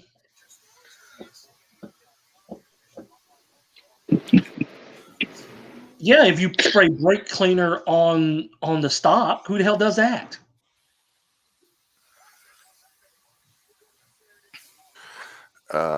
Even those like gun blast, or like action cleaner that's in a spray, that stuff will make your fiber optic sights brittle, and it'll also dissolve the glue that's holding your night sight vials in there too. So if you do use that stuff, man, don't get it on your sights. I only use that stuff for the cleaning the barrel. Just a little tip for people. True Glow TFX Pros. I got a video out on those. They encapsulate, or they put the tube in a glass vial. So with tritium as well, I believe. So you have both fiber optic, tritium, all encased, slammed into your sight. So basically, so you don't have to worry so much about the tarnishment or so fragile or this or that. And I can state from my own experience of being at work earlier today, always having a firearm on me, I bang the crap out of my sights. Like even these ones, which I'd call my new sights, the sides are shiny because I'm always whacking something with it. So, and they're fine. So this is the mag holder. And of course, it's got the G23. It's got the Glock 23 mag sitting in there. But yeah, that's the mag holder that you have a chance.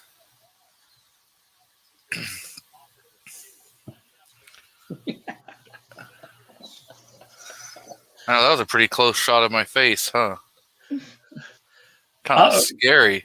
I wouldn't laugh about that. What Jason Stewart said, if Astroglide is not the same as Slide Glide, then why are they sold in the same aisle? Well, thanks for I did not know they were sold on the same aisle. But so guess who popped back in there? Hey, Rob, little man is showed back up. Oh Yeah. Let I think the troublemaker, huh? Yeah, and Victoria's in here now too. So Smack down, getting crazy with this boy. that was I was telling Foss about that before the show started. About he needed to go back 2 weeks and watch that show. Right. Very interesting. Your gun will not, if you're shooting corrosive ammo, it will not pit and rust if you clean it.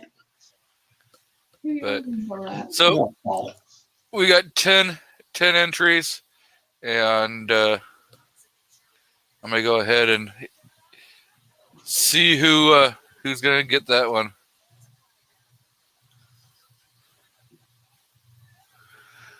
So y'all are basically just talking about cleaning guns. Oh yeah, love it. Southpaw RX. Hey.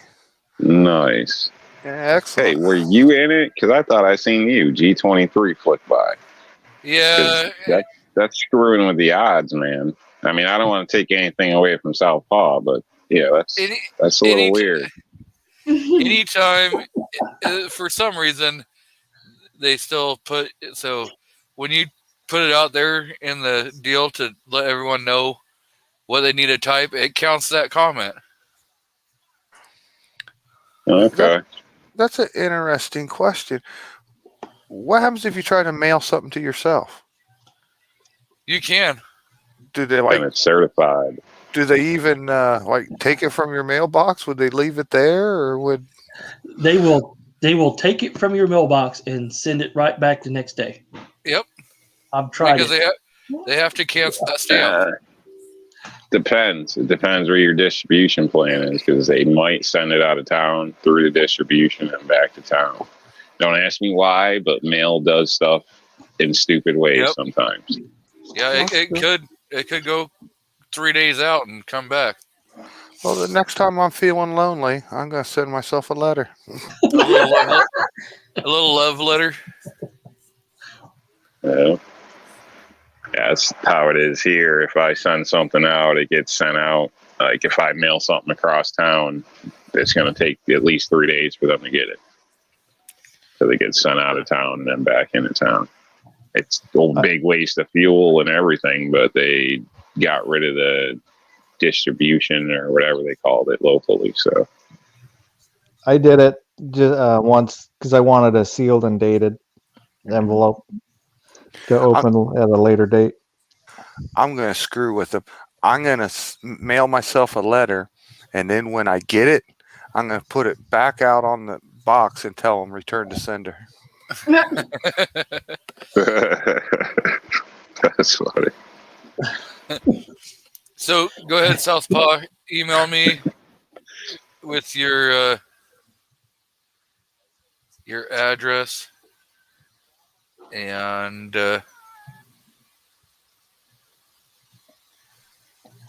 I will get that out to you. Jason, that would probably be cool if you don't like your mailman, but if you want to continue to get your mail and you like them, just making them do extra work, pissing them off might not be the best thing to do. Or if you're going to do that, make sure that when Christmas comes around, you give them a nice little extra something. Yeah, I'll mail myself a nice heavy box of rocks or something like that. It's 102 degrees right now. A couple cinder blocks. 102. Damn. At your place? Yeah. Damn, that's crazy, man. What's it at your place? Oh, shit, I'm not comfortable. Shirtless on the back porch, feeling comfortable. So I don't know. Probably 80s. Probably 73 degrees in New York. The We're at weather on my phone says 82, but I believe 82. it was 90 earlier in the day. Jeez. Supposed to hit 84 here. I don't know if it did or not, but it's comfortable right now. It hit 83 here today. DJ says Omaha is overcast and 70. Patriot says 78 and 89% humidity. He started YouTube. Huh? Hey, Artak, are you up by Cleveland by any chance? Cleveland what? Ohio. No. No. Oh, okay. My mistake. Cleveland, Tennessee. I didn't know there was a Cleveland, Tennessee. There's a Cleveland, Georgia too. Well, congrats. I'm sure it's a much better place than our Cleveland. So Yes. Yes, it is. Hey, I've woman, been to Cleveland, Ohio, so yeah. Yeah. we're going to go visit Misha. We're going to go visit Misha. Oh, gosh, It's that's cold. It's only 63 degrees. In Newport what? Newport, Oregon. Oh. I went to school in Newport, Kentucky. Yeah. It's 102 I didn't even know with there was 15. in Newport, Kentucky. 102 with 15% humidity. Yeah, it's supposed to be 115 tomorrow. That's a big oof.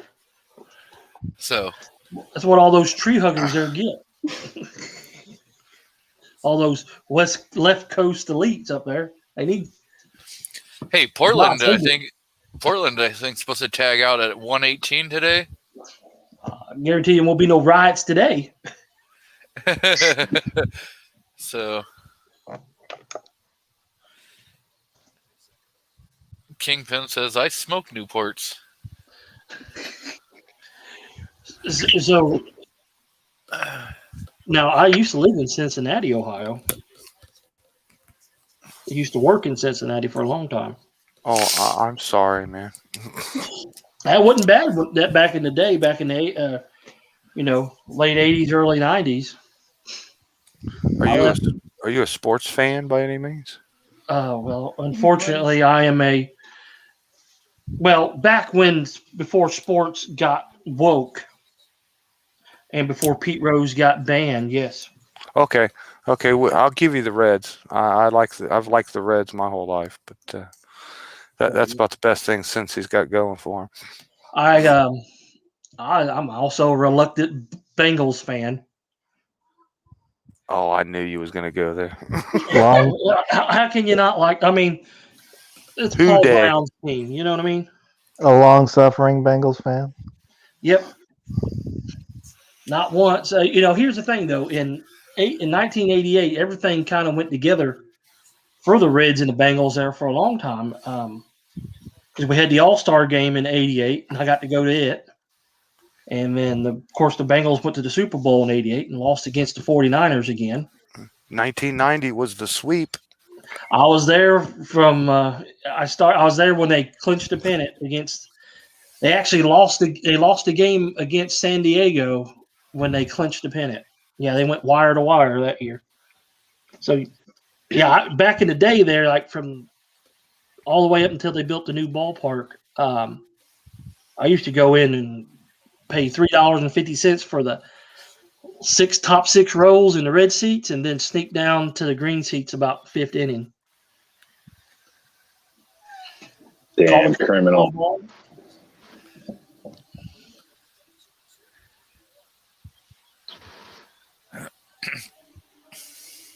So I see we got M. Gabriel out there.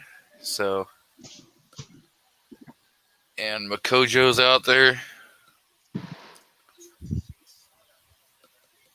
How's your tooth, Jason? Today I was so fortunate, whether it's God's good graces or not. It's tolerable today. My biggest fear didn't flare up or give you get a headache or anything. No, actually, I had such a good time when we got to the shooting part that I kind of forgot about it. Nice. Every now and then you just bump your teeth or something and you get reminded real quick. But I'd been dreading that the last few days. I'm like, oh, man, you'll just have to suffer through it. You know what I mean? You've done worse in life. You're used to pain. You can handle this. You know what I mean? I accepted the challenge, but I didn't sleep good last night. And I was just thinking, man, don't let this tooth, ruin today. I wasn't so worried about the shooting. I was worried about sitting in a classroom for 8 hours and trying to listen and trying to learn and concentrate with my head banging like a hammer. Yeah. But it's been pretty tolerable today. Not perfect, but not too bad. You taking any penicillin? No, I haven't took anything. I don't have any penicillin or anything like that. And I got me some Oragel 3X medicated that does absolutely nothing. No, it's a gag. Numbs your tongue, doesn't it? Yeah, it gets it back of your throat and your cheeks, and that's about all it does. I was hoping you weren't going to be in the mood like you were when you did your ranch show the other night. Because, damn, the instructor would be like, "Yeah, I don't think so. This guy's got to go." Yeah, I'm kind of like a pit bull or something, man. Once I got that blood taste in my mouth, F this and F that, and you don't like it, F that too. So yeah, oh boy. When was this? I must have missed that. Must have been. Oh boy, yeah, I was one. 12 hours. I was ranting. I may apologize for my language, but I'm not going to apologize for my beliefs, man. I got to feel what I feel, and boy, I don't like it. You got the award this week.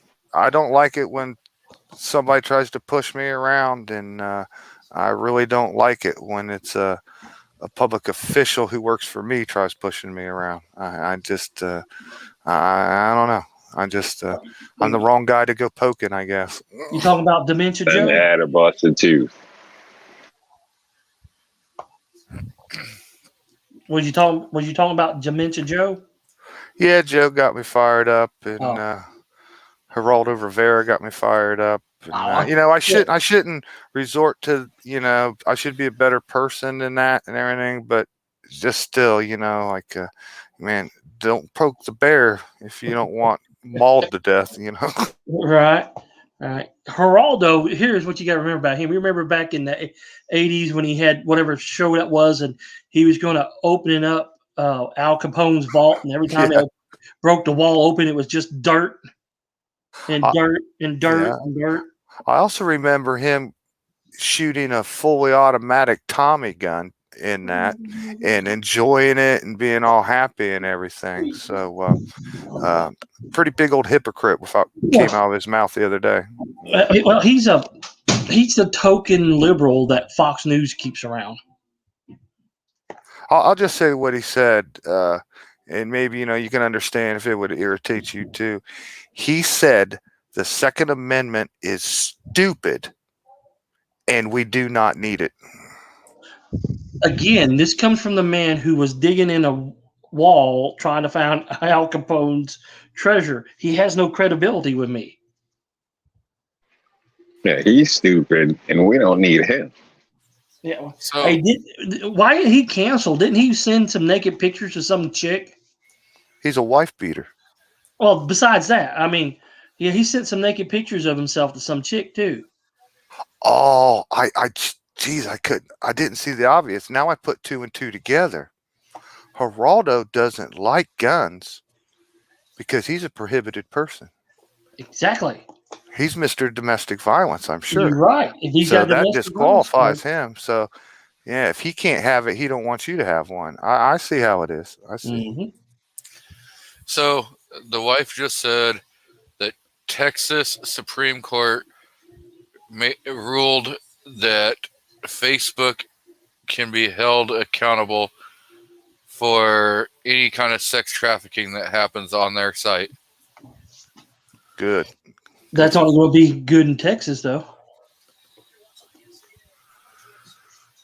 I didn't know what. Now, what you can what do order they a hooker actually on do? Facebook. Yeah, well, I don't think that considered sex trafficking, because I would think trafficking is like trafficking minors or illegals or something. Well, they're talking about No. if you're sharing, like you got a private group and you're sharing underage pictures and selling sex and shit like that. But it also Well, goes isn't that a crime anyway? It also goes for facilitating the travels of underage minors also. Or Okay. So people make plans on Facebook on how to move kids around for sex? Right. Yep. Yeah. Wow. They use beforehand they were only prosecuting the people, but Facebook knew what was going on and didn't say nothing, so they're just as liable. So they're But we can't hold a gun? Are you shitting me? I know, I'm thinking you too. Sorry. But yeah, that's crazy. That's crazy. I'm shocked that, people would be, I don't know, brazen enough, ballsy enough to do something like that. That's weird. hell, there was a guy here who just got caught in a bust for using Snapchat to sell drugs to high school kids. Yep. TikTok does the same thing. They do it on TikTok, and hell, you can just do about anything on Twitch now. Because every time they, what they do when they catch some girl showing her jiggly bits out there for some 10-year-old, giving them $15 of mommy and daddy's money, they give her a 2-day ban over the weekend, and then all that does is make her more popular, and then they're back there again. Misha's talking about Al Sharpton. I'll That's bring Al Sharptone. I'll Al bring Sharptone. I'll bring up something about Al Sharpton for you, Rob. Um, the Honda manufacturing plant is like a half hour away from me, right? They put it on the news a few years back and listed some other companies too. But the Honda Corporation of America pays Al Sharpton like $300,000 a year to just stay away and leave him alone. That's crazy. That's damn good money. Yeah, when So if you're a big enough pain in the ass, you'll get paid money just to be left alone. Yep, I'm sure he runs that racket everywhere. That 300,000, that's like a drop in the bucket if you add them all up. When I saw that, there was a list. There was several companies and corporations paying him hundreds of thousands of dollars each just to don't come here and start trouble. That's basically extortion. Yeah, he also owes $5 million in back taxes too. But they threw Willie Nelson's ass in jail for $200,000. He took his golf course. Yep. And then he had to work to pay it back. Selective prosecution. That's because Willie fired up a joint in the White House and they tried to get back at him. No, let's call spade a spade. It's because Al Sharpton's black. And he's Al Sharpton. Man, yeah, and that probably ain't the first time in the White House. I bet you people done lines of coke and all type of shit. I can tell you right now, Sweet Willie or up there, Uncle Bill Clinton was up there toking.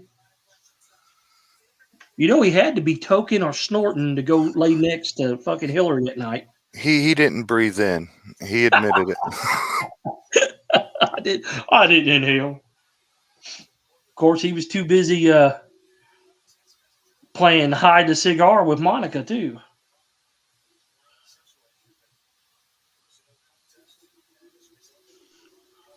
Well, she's just the one that complained, right? I want to know what type of nasty woman keeps a cum-stained dress. That doesn't make no sense. She was going to blackmail his ass.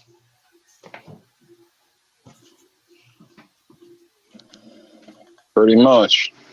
Either that or it's a strange idea of a trophy. Yeah, well, again, going after, I had sex with the president. Well, how can you prove that? Well, I got this stained dress here. I lost a lot of. That's when the Democratic Party lost me. His blatant lies and all that. It's like, look, I still hold the president. You know, the president supposed to be represents all of us. They should be held to a higher standard. And that's my thing about Trump too, was that he just didn't know when to shut the hell up. You know, that's one thing. You know, I wasn't a Bill Clinton voter or fan or anything about him, but wasn't very involved in politics at that time or anything. But when that story or scandal, whatever, broke and his impeachment and everything, I really didn't care. You know, you'll never find any politician or you know, huge rich man or man of power or anything that doesn't have a girlfriend or you know a secretary for apartment nearby or whatever. That's just kind of common, you know. That doesn't bother me a bit. I think it's kind of. I don't want to see him go after politicians and attack them for that. It's kind of like, you know, who throw the first stone, you know what I mean? But I just don't think that's enough ammunition against a politician. I just rather what happens behind closed doors there. That's your own business. That's how I want my business to be. That's how yours is. I don't think that's an effective strategy to go after your political opponent. I just don't think that works anymore. Well, no, I disagree because that shows what type of character you have as a man or as a person.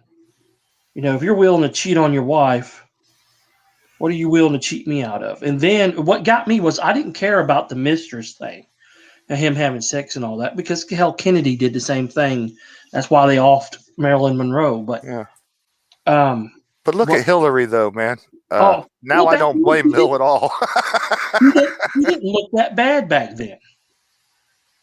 You know, now she's looking a damn train wreck. Back then, she looked halfway decent. I thought she looked better than Monica. But what got me and what really turned me was not that he cheated on his wife. One, that stupid cunt stayed with him. And two, is that he lied to us.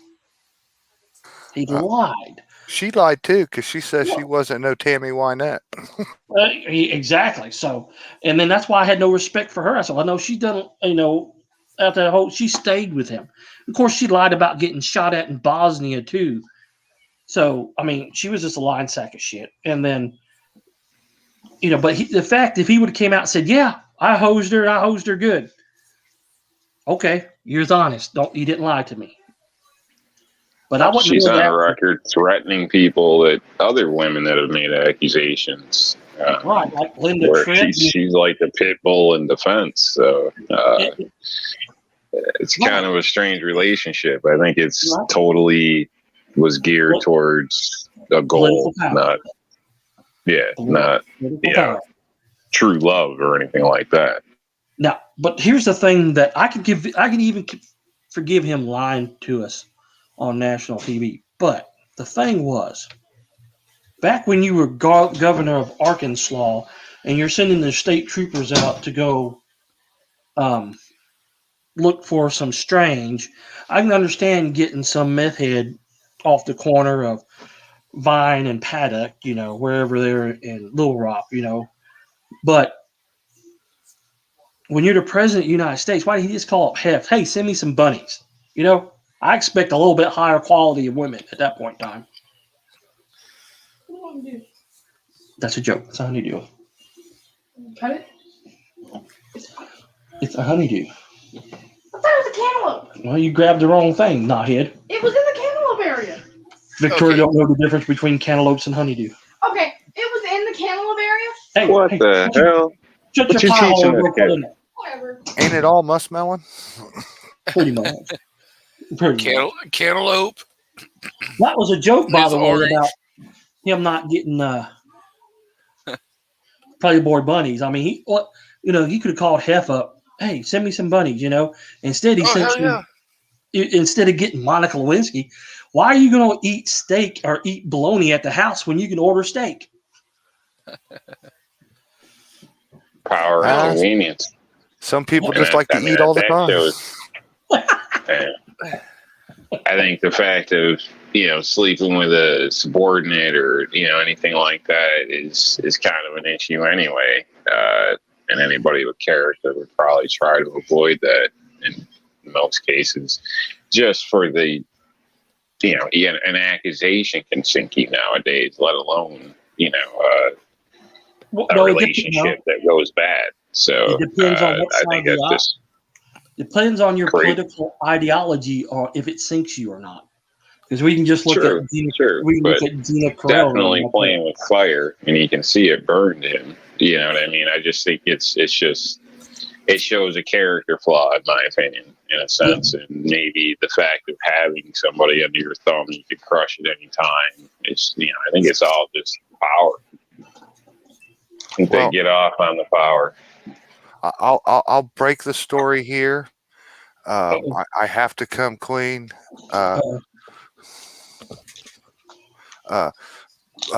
When I was a little boy, Joe Biden diddled me.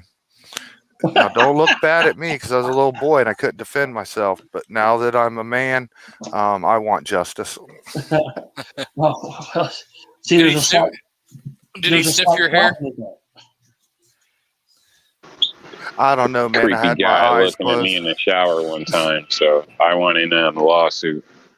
Hey, wait a minute. Wasn't he in that bathtub that you went into the bathroom with? Wasn't he one of the guys in the bathtub? You know something? Say, hey, I think you got it. He definitely got it. He was a guest speaker at my Catholic school. Come on, man. Oh, no. You know the thing. Yeah. I like bouncing kids on my legs. They rub my hairy legs. I was like, God. Yeah, So like the roaches. Like, what the hell? So there it is. You know, Secret Sal. That's why I've lived such a traumatized life. You know, Yep, there you it's go. all his fault, man. And now I want justice. I want my own holiday. I want my own flag. I want my own parade. I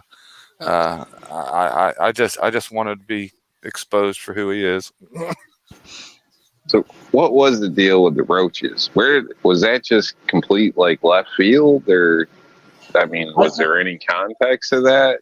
Was he talking about referring to the roaches. kids as He was roaches? I know. I think he was talking about when he was poor, that they had roaches running across the floor. And I'm like, well, you know what? Since I lived most of my life as a poor person, depends on how you clean your damn house if you had roaches or not.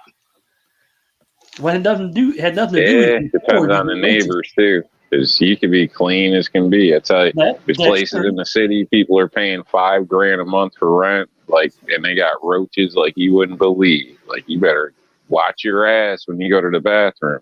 Like, it's nasty, but it, they're clean. But neighbors 2 doors down, it just might be a total different story. So, in some cases, I've seen some nasty apartment buildings. I mean, I had a friend in New York City who lived there, and he said he'd get mugged once a week by the roach at the door. When he walked into his apartment, he'd trip him and mug his ass.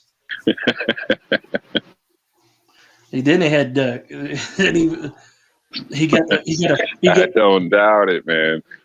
He said, now, thankfully, where I live, it ain't like that unless you just dirty. You know what I mean? So, and granted, actually, there was a house across the street for a while. They had it bad where you'd actually see them trying to cross the street. Like, I got pissed, the neighbors got pissed.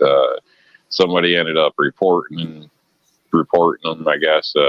Thankfully, they got an exterminator over there before the whole block got destroyed. But yeah, I don't have to point that out. But New York City, I almost don't believe you if you say you don't have roaches. And then he said he got a free Ice Capade shows every night because when he opened up the freezer, they was in there ice skating. He had a whole bunch of roach jokes. He's like, Yeah, I just wasn't sure if he was referring to the kids or where the whole roach thing came from. Because I was like, damn, I've like referred to a kid as like a leg monkey or this or that when they're climbing on your leg and you're trying to walk, or that, like a roach never crossed my mind. So you could get away with saying that. The rest of us can't. What, a leg monkey? Yeah, and the rest of us can get away with that. Well, I don't know. Why? What's wrong with that? I don't know. They climb on you like a damn monkey. You'll get one, and then another one comes up. Next thing you're walking around stiff-legged, and they're giggling and shit. Yeah. Monkey's not a racist thing, damn it. Like, everything doesn't have to be racist. That's where you're going. So. I don't know. Our society monkeys climb trees. Is. They hold on to shit. Come on now. Jesus. Yeah, we can't say anything like that, dude. I know. We do that. We be canceled. Jesse Jackson and Al Sharpton tag teaming our asses. Wait, they could be tag teaming you, but not me. I was at a shop like a while ago, and I did an estimate next door last minute, no ladder, so I climbed up on it, and the guy at the shop was like, "Oh yeah, he climbs like a monkey," like, and like they were all white. Nobody said nothing. I didn't say nothing. It was all good, man. Like, that's a trip to HR. Like that. I don't know. I didn't see it as racist. That's a trip to HR because my job in the Coast Guard was HR, and let me tell you, I hate diversity. Hard enough, people. Damn, dude, you can't say anything stupid like that, man. Is Maine Coon technically racist? If you call a black person one, yeah. Yeah, you got to have context with that. If you don't have context when you say coon, they don't know what the hell you're talking about. But if you're around a black person, they'll automatically think you're talking to them. Now, Rob might not, but yeah, that's one of the things we had to talk about. That was like they didn't want you telling a woman that she had nice or that she looked nice or anything like that. If you got caught staring at her, you know what you had to say? She said, "What are you staring at?" I said, "Oh, you got nice shoes." That's what they wanted us to say. Didn't want to compliment anything other than their shoes. And then what the military does then? Oh, let's take the rank and stick it right between their titties. So that helped a little bit because I was just looking at your rank, looking at your tits. But dude, they're crazy on that crap. Diversity training. I mean, Jesus. No shit, man. You couldn't say. You got to watch what you say. You can't say to women. We had a guy get shit canned over it because he told us one. He says, "Oh, I'll give you a ride back and forth to work." Somebody else heard it and didn't hear it like that. Said that he was going to ride her, and that's what came to HR, and I had to let him go. So that was definitely an overcooked steak.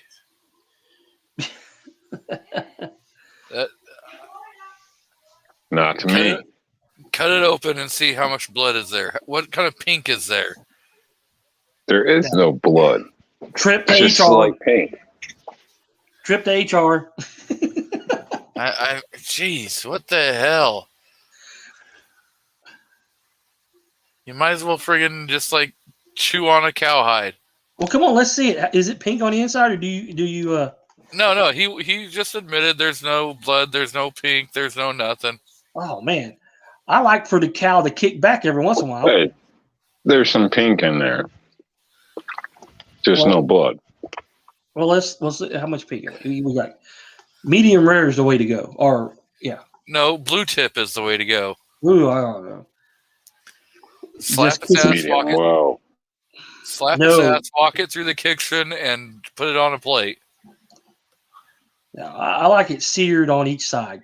2 minutes on each side. Yeah, where I want a little bloody, but I still don't want I don't want the artery pumping on me. Algebra is racist because Greeks and college professors actually said this. Yes, they did, Rich. I've heard some of the stupid crap those people say, Make me butcher the dang thing. See that? See that nice red strip right down there? There's no. Well. Oh, man. Oh, yeah. There's even some blood on the plate a little bit. Just That's for not sauce. But it's not dripping. Oh, you don't have to. Come on. It could be nice and red, but that's not nice and red. Man, that's ruined the steak. Now I'm hungry. I got enough dripping meat around here this week. Trip to HR. Right? Shit. I retract that last statement. All right. Needs a trip to the doctor. I'd get some penicillin for that ass right there. Right, exactly. It ain't like that. Yeah, I just refer to it as Hell Week. You know what it sounded like?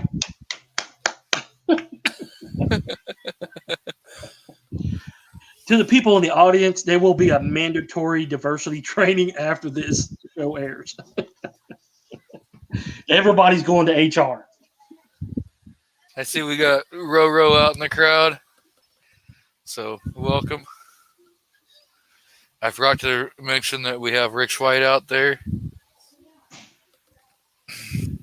And Sergeant Joe Smith.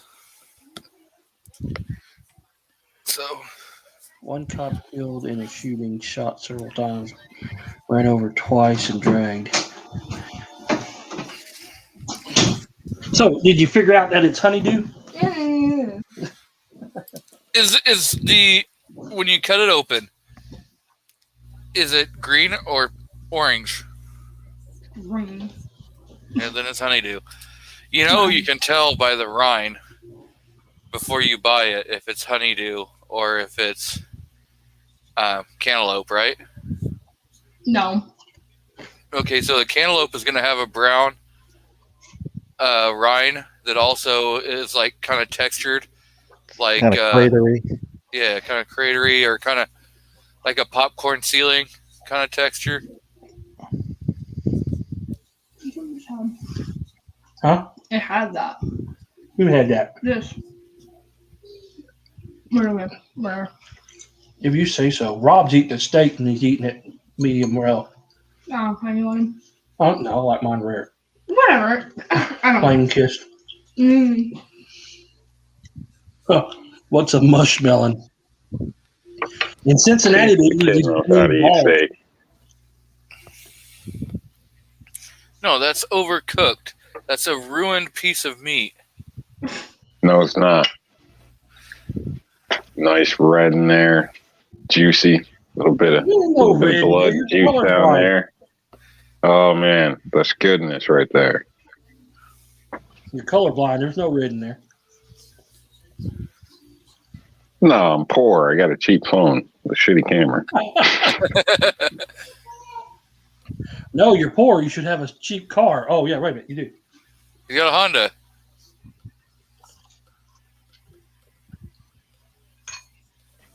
Watch yourselves now.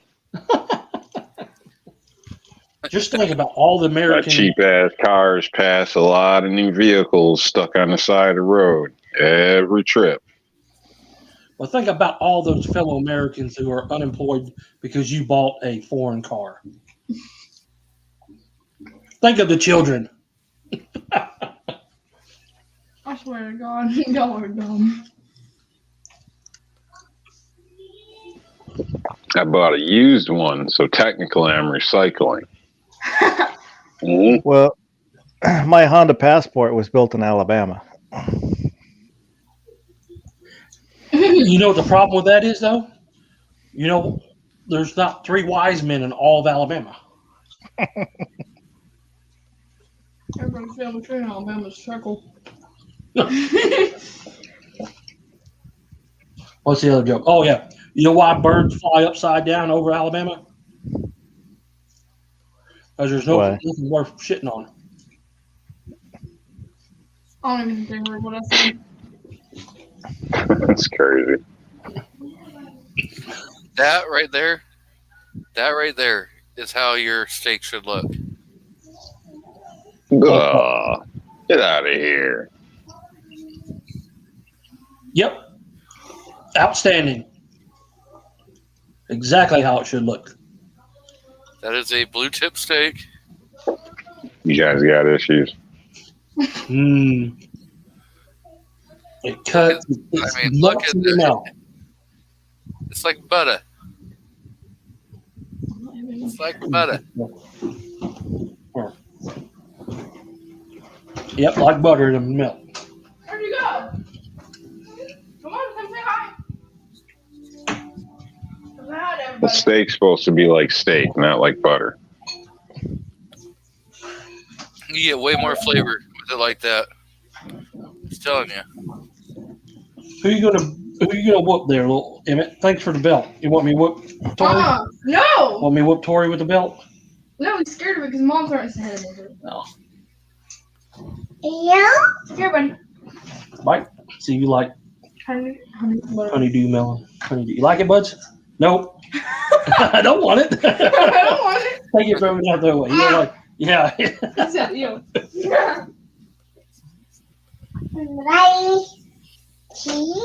No. you Bye can't bye, say it. where? Excuse me. You can't let that ammo out. So you do like cantaloupe, though. Do your battle cry, Emmett. No, it's not it. Cantaloupe's good. Yes, Good yes. snack. Do I can eat cantaloupe night to dawn all day long? He doesn't like watermelon. No, I don't like watermelon. Watermelon's nasty. Ah! What's he think he's black? No, if you Wow. Okay then. All right. Well, everybody's stereotyping monkeys, so I thought we were just throwing things out there. My bad. Hey, wait a minute. Let me What? tell you something here. Wait a minute. Let me get this out real quick. You're absolutely right. It is racist because IKEA in Atlanta was holding It was a, fucking and they had watermelon and fried chicken on the menu, and it was the honor collard of Jimmy greens, Pizza. Yes. collard greens, mac and cheese. Yep. In Atlanta, and then they had to apologize because supposedly that was racist, but not to Rob. The only thing they were missing was grape Kool-Aid. It's orange pop, ain't it, Rob? Rob's like, I'm keeping Yeah, my mouth shut. All right, you assholes. You're pushing now. Rob can settle the great debate: orange pop, grape Kool-Aid, or fruit punch. Oh, man. What brand? Some fruit punch is good. Some's trash. Same with grape. Some grape's good. Some's trash. Orange, I'm not a fan. Orange juice with extra pulp all day long Orange juice is Ew. nasty. until I get a kidney stone. Rick says grape drink. Get it right. But Grape grape drink, get it soda, Great drink. I don't know. grape soda, grape.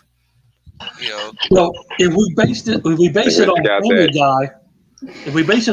Guy, then it is grape drink monthly.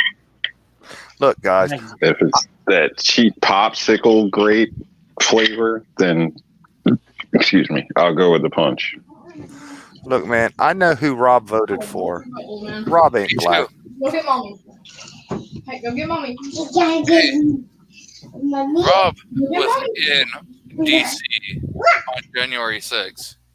You want to tell everybody hi, buds? No, he wasn't. Want to tell everybody hi? Yeah. Here, take that with you. That's me right there. That's us. Yes, IKEA was being very screwed up when they decided to do their Yeah, go get mommy. little post. Shut the door, buds. Personally, I'm a fruit punch fan. Me? You got real mad. I don't Rob, like you- fruit punch. Rob, you don't even wear Air Jordans, do you?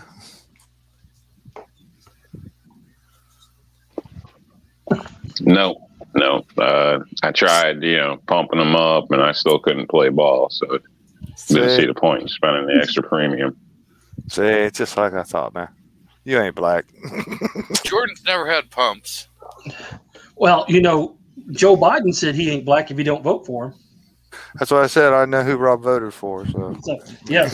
Yeah. Came from the king of all black people, Joe Biden. I will have to admit, man, I've owned a few Okay. pair of Air Jordans, and they were some of the most comfortable shoes I ever owned in my life. So So Joe says that a steak isn't a steak without ketchup. Oh, nasty. Blasphemy. Yeah, you could. That's a No, rude. that's ridiculous. you don't put steak or ketchup on a steak. What the hell wrong And with you? no. Sergeant Joe Smith, what the hell you been eating all your life? Hamburger steak, Yeah, maybe, it's but not a not, steak. not a bad meatloaf. What? Never. Tomato sauce on a meatloaf. No ketchup. Or barbecue. A1, Oh, yeah, A1 be okay. but Okay. okay. Man, you know what I like on meatloaf?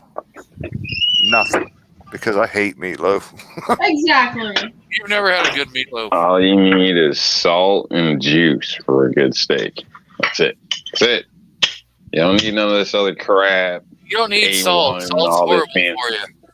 That's what you use for the cheap ass steak when they're out of a good steak, or you're broke. Well, I'm broke all the time because I have a gun habit. So I eat cheap steak. You know what, man? I live in I call it a small town because it's just smaller than everything around me. But there's like 35,000 people in this town. We got no place to go get a steak. We got no restaurants to go get a steak, man. Where we you have- live? We have, Cleveland? Buy a steak. we have a steakhouse, and we've got like friggin' less than 20,000 people. We In- used to have It's a big several. city. We used to have several, and they like the big brand. Like we used to have Ponderosa when they were around, and Bonanza when they was around, and then we got like a buffet place, Ryan's, and then it turned into Hometown Buffet. Every single one of them closed their doors and left. We don't have like no place to go to a restaurant and have a steak here. That's insane. We got like 19,000 people here in Cleveland, and we got Texas Roadhouse and Logan's Roadhouse and Dead Italian. I mean, Olive Garden. We just don't have a Red Lobster yet. We got we got somebody called the Ball-Headed Bistro. We have the crowd. I am mistaken.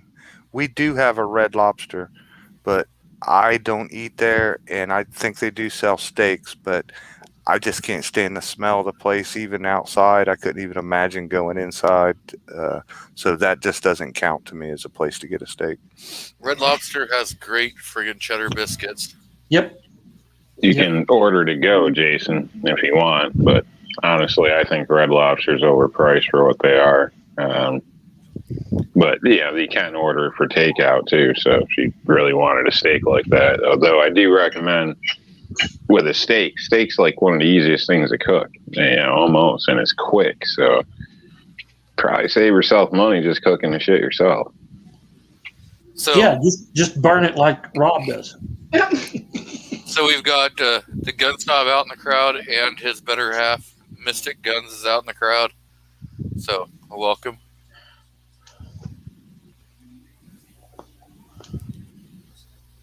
We did have what was that place we had there? The buffet place. Royal Buffet. No. No. The one that got replaced by the season? The one that got closed down. Pretty sure that was... No. You have Applebee's? Yeah, we have Applebee's. We don't eat at Applebee's. That they don't clean their damn place. I was talking about Jason. Oh. Not Shoney's, but the damn smorgasbord place we used to go into. The one that we all got sick from? Huh? The one that we all got sick from? Next door to damn Five Guys Burger and Fries. Five Guys is delicious. Yes. Dude, you get like 2 pounds of fries. Overpriced. No, man, they're delicious. Good, Those but friggin' overpriced. you get Those like Cajun 3 pounds of French fries. If Those you watch when they bag your Yeah, stuff, but fries are cheap. The price of those burgers is ridiculous, and they're like tiny little half patties. They always give you 2 for, I think so they cook quicker or whatever. But when you weigh that shit, you're that's thinking of nothing Checkers. compared to one of my homemade burgers. You know, with Jesse It started with an S. No, I'm thinking Five Guys. No, they got big burgers. I don't know where you're getting The one here in the small. mall? It's New York. if you watch them when they bag your stuff, they fill up your fries, put them in a bag, and then they just dump extra fries in the bag. Hell yeah, they do. No, yeah, we had a Golden Corral, but it shut. COVID killed it.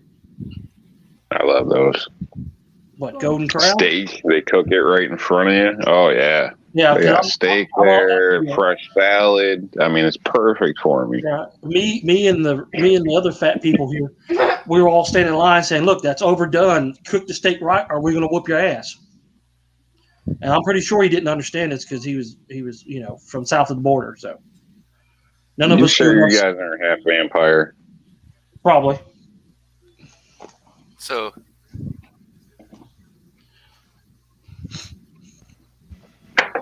Not only do they have steak, when they did have steak, they had roast beef as well. So man, it was shitting in high cotton. Oh, yeah. I didn't eat no carbs there Gorgeous. whatsoever. Nothing but protein. So, do you guys recommend this Five Guys burgers and fries? Yeah. Oh, hell yes. I can get to one in about an hour.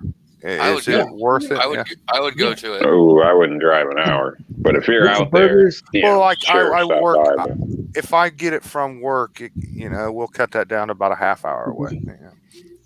the burgers aren't great, but I love them. You get 3 pounds of French fries. Just make sure you get enough ketchup. See, I'm not a French fry guy, man. I don't do French fries, potato chips, anything those like French that. man. fries- They're good fries. I, Those fries would change your mind. my They lifestyle, are good fries. my lifestyle's hard enough on my heart. I don't need any greasy cholesterol to clog it up any worse. Then don't go with Five Guys burger fries in. You're gonna have about 3 pounds of potatoes to eat. Yeah, I'm pretty sure they use peanut oil. I think though.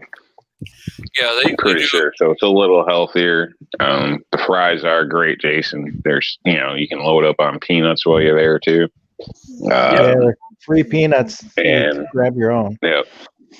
And in my opinion, the burgers they're good. They're good, but they're a little overpriced. But I don't see them as any different as like a McDonald's burger.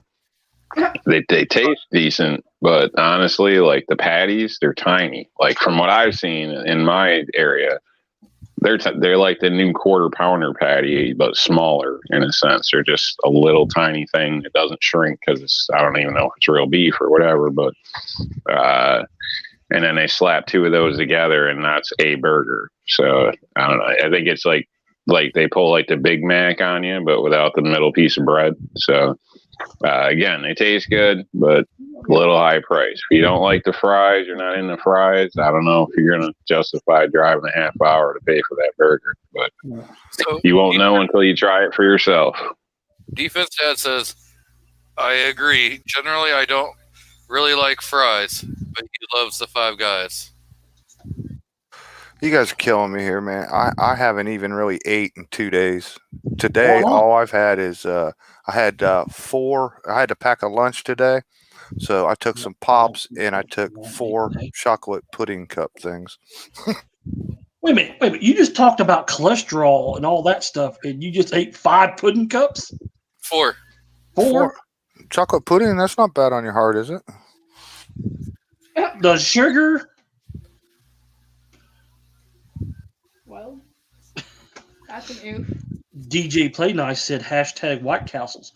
Only if it's 2 a.m. and you're drunk. No. You got to get that right. If it's 2 a.m. and you're drunk, you're going into up north. It would be White Castles. Down here in the south, whatever's open. Waffle House. It's the Waffle House. Yeah, that's down here in the south. It's the Waffle House. Yeah, you go to Waffle House if you're drunk. I used to live a block away from a Waffle House. I used to watch people friggin' get pulled over all the time. Every Friday, Saturday night, there was probably at least 20 cars pulled over in the Waffle House parking lot. And I could just sit on my friggin' porch or on my deck and just watch that. I just would sit there and be like, dumbass. Well, I see out here in the chat a couple comments, man. I seriously didn't know that chocolate pudding was bad for you, man. I really didn't. I didn't know that at all. Here you go. Yeah, I read that. I didn't know. So chocolate pudding is bad. Chocolate pudding and 40 cigarettes a day is not a good mix, then, huh? No, sir. I would double up the cigarettes and triple the chocolate puddings if you want to live a healthier life. That's a lot of damn cigarettes. Well, look, man, I'll just be honest with you. I weigh 165 pounds. I have weighed 165 pounds since high school. Never changed a bit. Food and enjoying a meal has just never been who I am or part of my life. I mean, I know a lot of people just love food and can have an enjoyable dinner. To me, I eat when I'm extremely hungry, and it's as fast as I can eat it, get this process over, and I'm back to whatever I'm doing. I'm not I'm a big guy, but I really don't like food. I only eat because I have to. I just don't get excited about food, like other people. Stuff doesn't really like taste great or amazing to me or whatever. It's just okay, Yeah.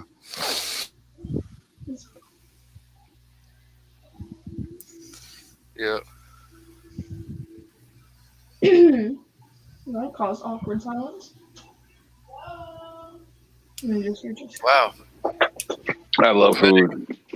Medic, but he spent the last 2 hours running with Battle Rattle. Oh, he must be doing healthier then. He's doing that. Yeah. A lot of so-called healthy people don't do that. So good for him. Hell yeah. Gonna say I love food, but I'm kind of like Jason. Food was like fuel. You just put it down and go. Basically, lately in life, I've grown to appreciate it more thanks to my lady, I guess. So taking time and judging food and this and that. So I guess I've changed a little bit to now where I guess I've always loved food. When I was a kid, I was I was pretty overweight, like very young teens or whatever, because I loved food and candy. And you said Ponderosa, man, I was probably on the list at that place. Like, oh shit, lock up the chicken. There's a joke, right? Yeah, those chicken wings were to die for, man. And the hell with the little ice cream bowl. You go over and get a damn soup bowl for the ice cream. Trust me, I had it down. Trust me. So, real to state, but some things happened in life. Some embarrassment came through, and I changed my appearance basically.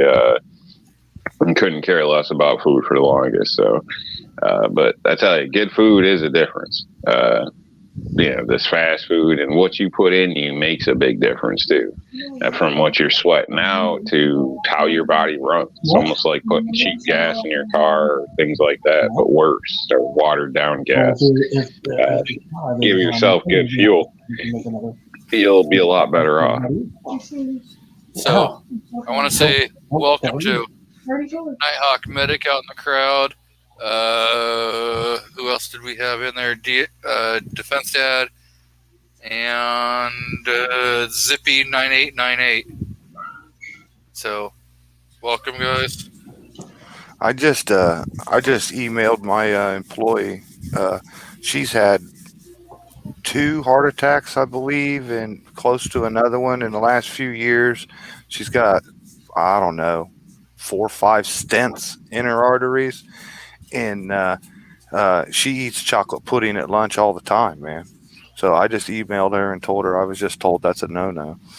Trust me, she knows it's a no-no. Having all that done, she should know by now. Enough doctors should have been yelling at her, telling her what she can and can't eat. That is correct. She's been going for a whole bunch of blood tests lately, and all of her numbers are just like whacked way out of normal. We have a thing here, like if you get a test done, you have your own like web page you can log into, and it'll show you your test results, like even maybe before your doctor gets it. And like all her numbers were just like skyrocketed crazy for all these different terms and stuff that I don't know anything about, different things in your blood. But she's been so worried and freaking out about everything, and she still smokes. So like her numbers are just crazy. She's emailing me or texting me back right now, man. I told her no pudding. I see Rich is about to bail out, so have a good night, Rich. Yeah, no, with your like A1C, which is your sugars, sodium, for salt, you have your cholesterol, but you're not only with your cholesterol, you have your which is your good cholesterol and your bad cholesterol. So you got to know those kind of things if you're, but that's all done in your. She just told me they gave her chocolate pudding when she was in the hospital. Must be sugar free then. Yeah, it was probably sugar free. But they'll do that in the hospital too. They'll let you have a Coke or a Sprite or peanut butter.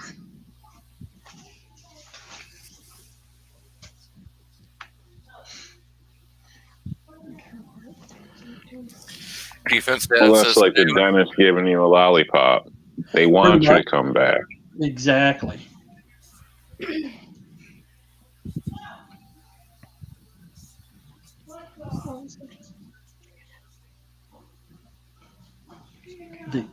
Then go see what's going on. Go see what's going on. Thumbnails are easy to make. I do it the hard way. I have right on my cell phone. I have a app. It's called Thumbnail Maker, Ultimate Thumbnail Maker,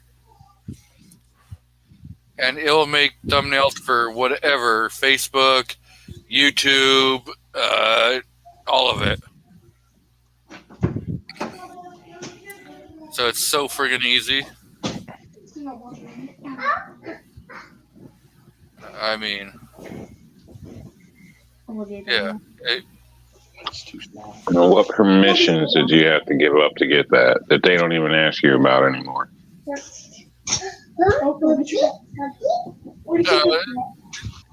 Talking about Cookie Monster. I think you just give up your photos because they got to be able to, Well, that's easy. Then just steal somebody's photo, stock photo off the internet, and then do all your doodads to it. Then you didn't lose nothing. Smack me, I'll pop your butt too. That sounds like defense Do didn't they exist. own your images? Nope.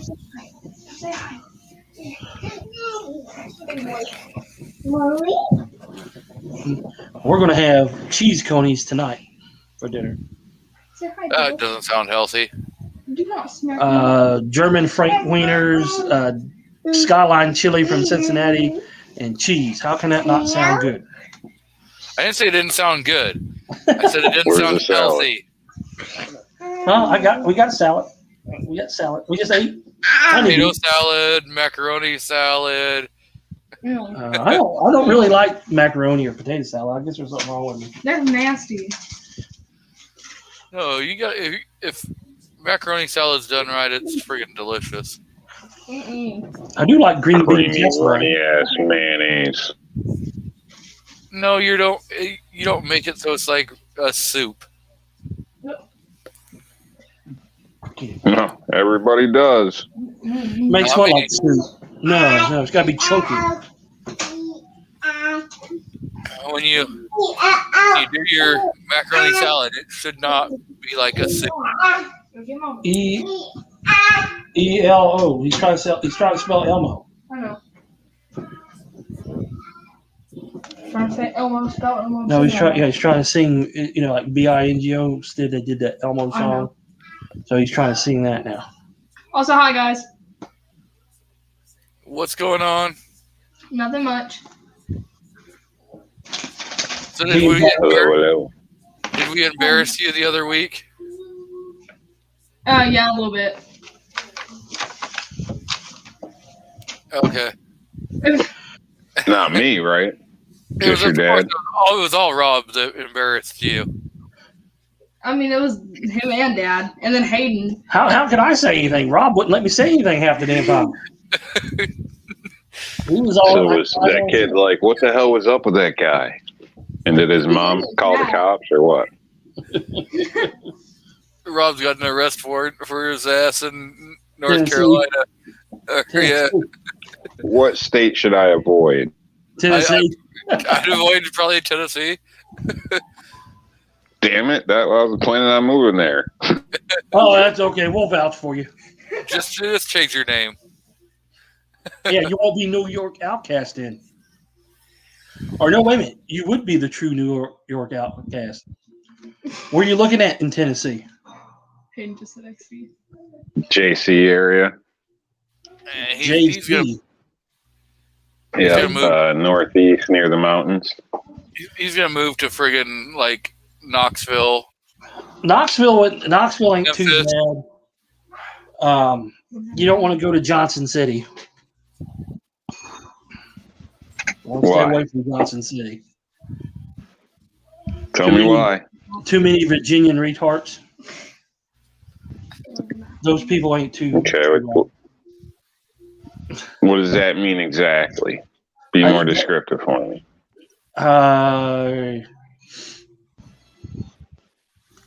Some of the places I was looking at are right around Johnson City area. So, as you probably know, that area is broken up. It's a high population, but yeah, it's that's why. spread out over several towns in a sense. So, But, and if I you're was not hoping gonna to be move, outside of any town. yeah, you want to live on the outskirts. Yeah, I mean, there's like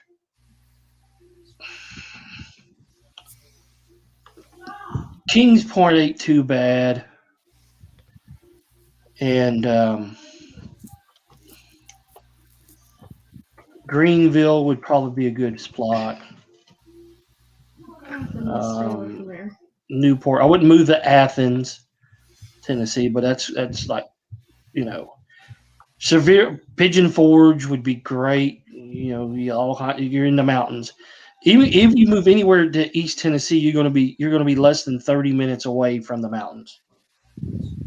Alcoa is where the aluminum manufacturer is. That's where they make a lot of AR uppers and lowers. Alcoa is out of Washington. Alcoa, Tennessee is where they have a big aluminum factory at. Maryville. It looks like Maryville, but it's actually, they pronounce it as Merrillville. There's a Alcoa plant.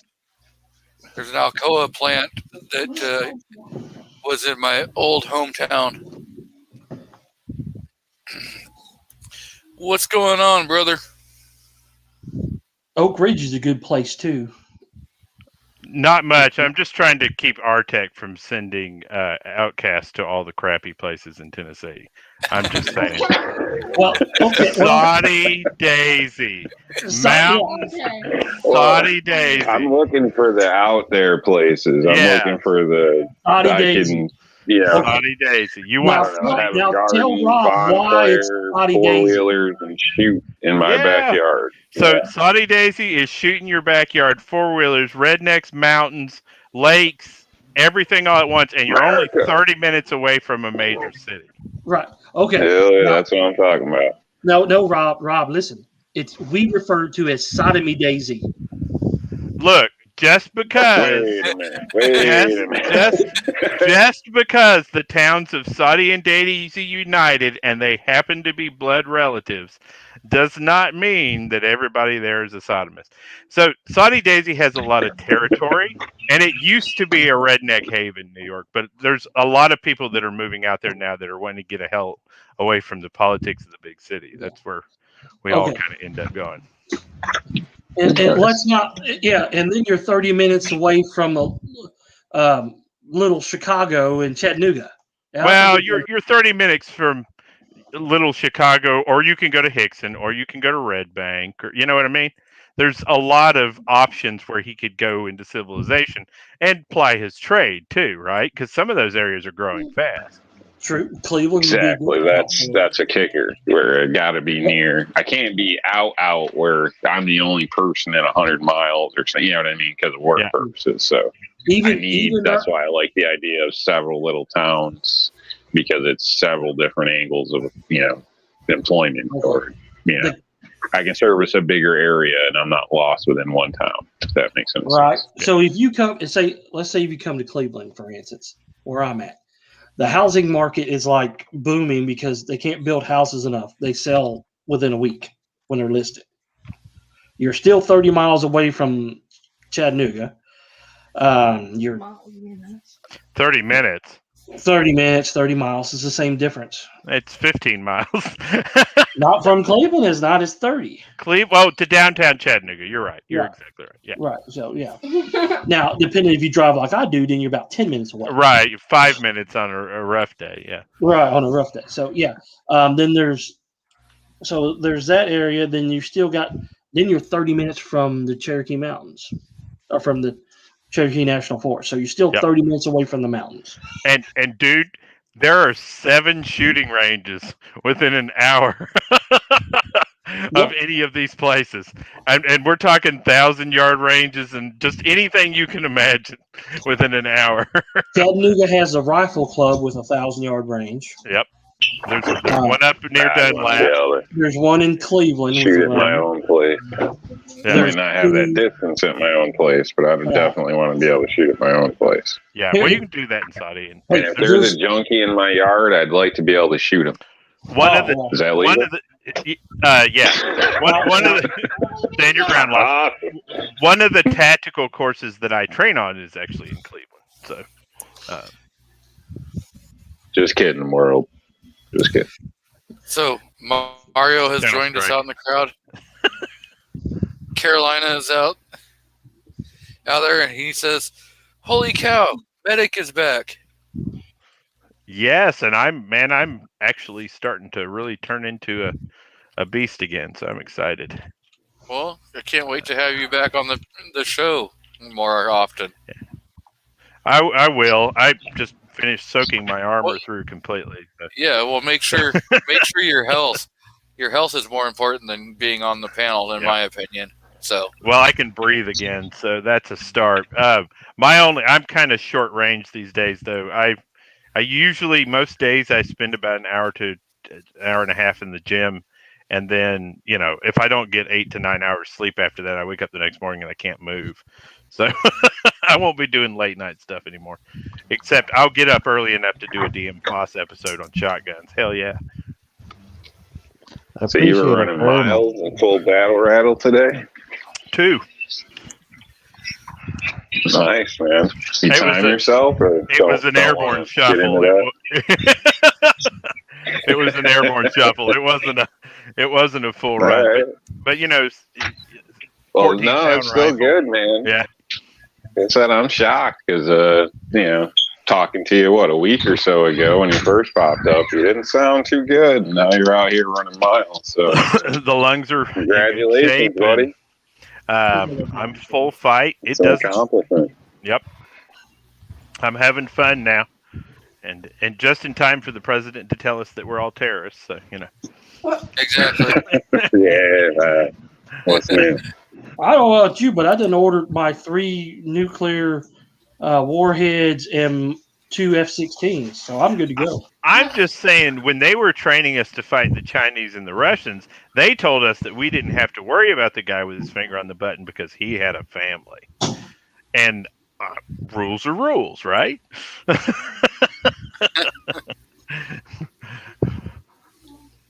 So Mario out there says that he's glad you're okay. Keith Gregory says he's glad that you're doing good. So yeah, it's good to see these faces. Yeah. So and hell, Mr. Jason went and got his concealed carry permit today. Wow! Passed the test. Yeah, technically I got to turn it in, and they said it'd take about 5 to 6 days. Wow! What state? Ohio. Actually, I've had a lot of big changes this week. Yeah. Earlier in the week, my local sheriff, said he wasn't accepting any more applications till further notice. They were updating the computer, getting new software, something like that. And I'm like, man, that sucks, because the next county next to me, that's the most popular county, you have to have an appointment to turn in your paperwork there, and they're like backlogged all the way to like September or something on that. So they said, don't go there. Okay. Then on the news, a sheriff a couple counties away said, come on down. Anytime like between 8 and 4 or something, no appointment necessary, walk-ins, bring your paperwork, and they'll have it done in 6 days. And come on down, and said that every citizen in Ohio that can legally purchase a gun should have their concealed carry. And he's out to do that. He said he streamlined their process and everything there, so this wouldn't take very long. And I got all excited about that. Then I was told in my class today that my local sheriff has got everything back up and running. He wants the money. And it's good. I was told I could go any county in Ohio. Yep. Right? Now, apparently, starting on July 1st, it has to be an adjacent county. Well, And that sheriff Hey, that said that's some come on shit. down, yeah. he's not adjacent to me. But Yeah, my I didn't wanna sheriff's lose up the and funding. running, and it was a deputy sheriff who gave me my course today, actually 2 of them, and he said just take it to Marion. It'll go through a couple days quicker because I took their course and everything. And he said something, I forget who he called it, but they use some software or some company's software or whatever to do your background check with. And different places. will that's have what they different- were. Yeah. That's what they were updating and fixing and stuff. So he said we're all good to go. He said go turn it in and you get it in 6 days. So Yeah. I'm like, yep. Hell All I yeah. got to do is I got to go get my I got to get a 2x2 photograph and take that with me. U.S. I know what he was saying. The computer software stuff they updated was for your fingerprints. Gotcha. U.S. Precision Defense does it around here, I think. UPS store does fingerprints and does passport photos. Yep. Tennessee. Your pharmacies, local drugstores and pharmacies, anywhere it does passports will do photos usually as well. And if Yeah. need be, you can have them alter the size to meet it. Like there's probably a bunch of people that have gone there. Like they should be used to it. I would say Walgreens. Yeah. Walgreens does passport photos. They told get me. extras. They told me. I don't know if Yeah, even take one with your cell phone and Yep. print it out if you wanted. You'll take that and turn that in, and if they don't like your photograph or whatever, they'll take one there for you. I've taken my own for passports, and the one I submitted for my Form 3, I took myself. A friend of mine tried to submit a picture of his derriere, but that didn't pass for his CCW permit. I usually use here, a if picture of me. anything comes up bad, they can deny you. So if you spend all that damn money and time and months and effort, but just pay the $10 and have the pharmacy do it.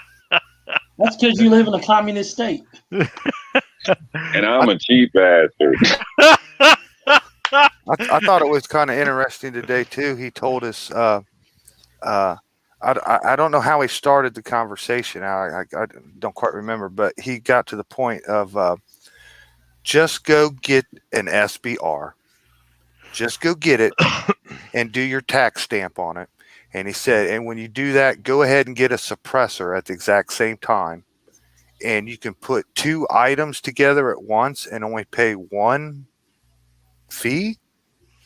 That's what he was telling me. He said that's what he does, and that's what he recommended us to do. Said, like, screw this pistol brace controversy and all that. Just go get you SBR and get you a suppressor at the same time.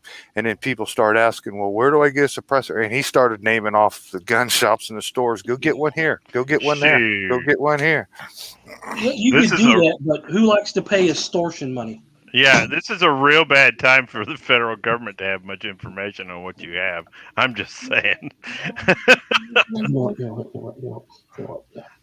But I just thought it's kind of interesting here that, the law enforcement here is like, get a short rifle, get a suppressor, get it, go.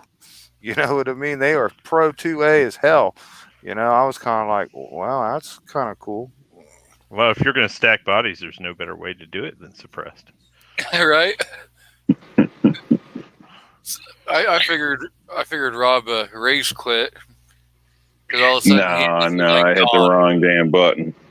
We Hit said the wrong no button. words. You can't say hollow points, suppressors, SBR on a chat with somebody from New York. Right? You get us doesn't like drooling and that. crying. Como doesn't like that. Governor Spaghetti Head done cut his internet connection.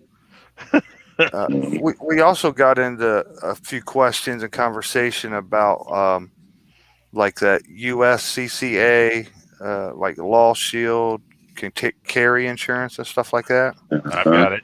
He said I look would- into it and Yep. do what you want, but I he would- said he went through his house insurance. Does not work. Okay, that's Does what he not said work. he did. Different not per work. state. Yeah. Depends on your state. Yeah. Yeah, he said And- get what you want, but he was talking about he got more coverage. He got like $2.5 million in coverage through his homeowner's insurance. And I forget what he Now- said, but it was cheap. I was surprised to hear how cheap. Yeah, he probably has an umbrella policy, but most umbrella policies only cover if that happens at your house. It's your house, right? And so I've got USCCA because I doubt, because we have stand your ground in my state, and if somebody's coming in my house, I'm still going to call the lawyer, right? He's still going to get a phone call, but they've been pretty cut and dry here in Tennessee about that. But out on the town, that's where I want the lawyer instantly, right? And the nice thing with USCCA, and I'm pretty sure probably US law also, I don't know, I've never really looked into really US Law Shield. Big USCCA, differences. if you have an attorney already, they will pay your attorney's fees. You know, they'll just pay them. If you don't already have an attorney, or you don't, know an attorney, then they will get you one. Isn't always a good thing. There's pros and cons to that, because if you got a shitty case, they're going to give the most green person the lose to get out of it cheap. You know what I mean? That's why USCCA, they'll give you the choice. You can hire your own person, or they can provide one for you. But I'd recommend people get somebody, spend some time ahead of time and get somebody in mind, because find a 2A one. Well, it would probably be to your benefit. USCCA has a list of attorneys for every. They're buddies. Yeah. Well, New York's not wrong there, right? I'm just saying, you've got a 2A attorney where you live. Talk to him, right? Talk about what cases he's won. Talk about self-defense. Let's be honest for a minute. Guns are used in self-defense all the time. It just doesn't make the news, which means there's attorneys out there that are prosecuting and defending these cases. We just have to get to know them. And really, if you're a concealed carry holder, that's a good investment of your time. I can tell you, I have a great attorney. She is amazing. Well, is she an attorney that deals with this type of stuff? Because that's something else I'd warn people. If you have somebody on retainer for business purposes or this or that, unless you're John Gotti, it might not be the same attorney that you want defending you in a self-defense case. You don't want your tax lawyer up there defending your ass. Why did my CPA blow my case? She's a criminal defense lawyer. Now, wait a minute. And she was, she got in trouble for carrying a firearm into the courthouse. Oh, she's a criminal, and all the locals don't respect her. Okay. No. Okay, hang on. Who can identify the firearm? Because I thought I heard an AK.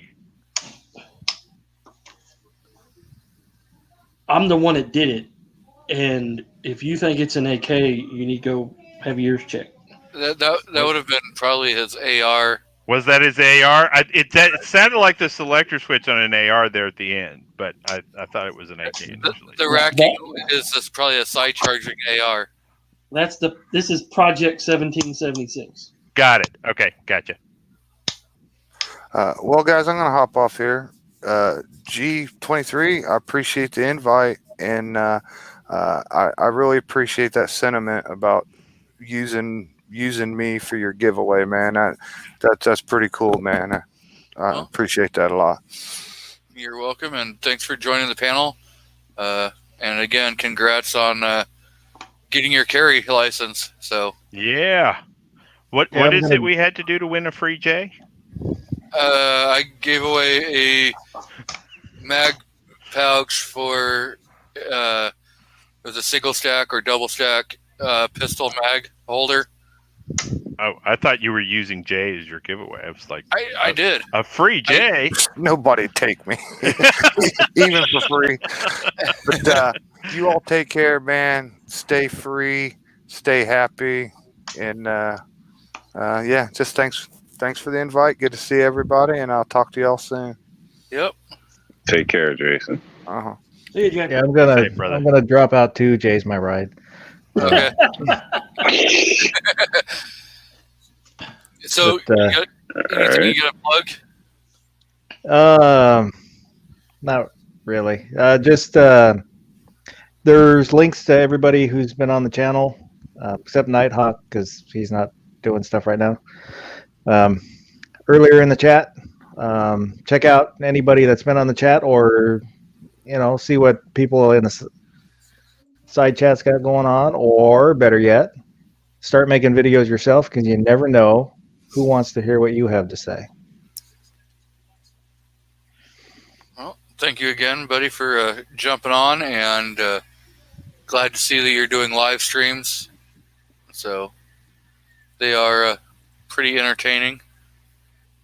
I appreciate it. And next week, Nighthawk Medic's going to be on. We'll talk some shotguns. Ooh. I may actually have to wake up at 1 a.m. on a friggin' Sunday morning just to be able to be there live. So I think he's shot every shotgun that's ever existed. So he's a good person to have on for that. And probably twice on Sunday. Close, but I don't think I'm there yet. There's probably a few. But so I'll talk to you guys later. Yep. Be careful. Take care, man. Not sure if I know Carolina was saying he may jump on. So not sure if he is still planning on it or not. But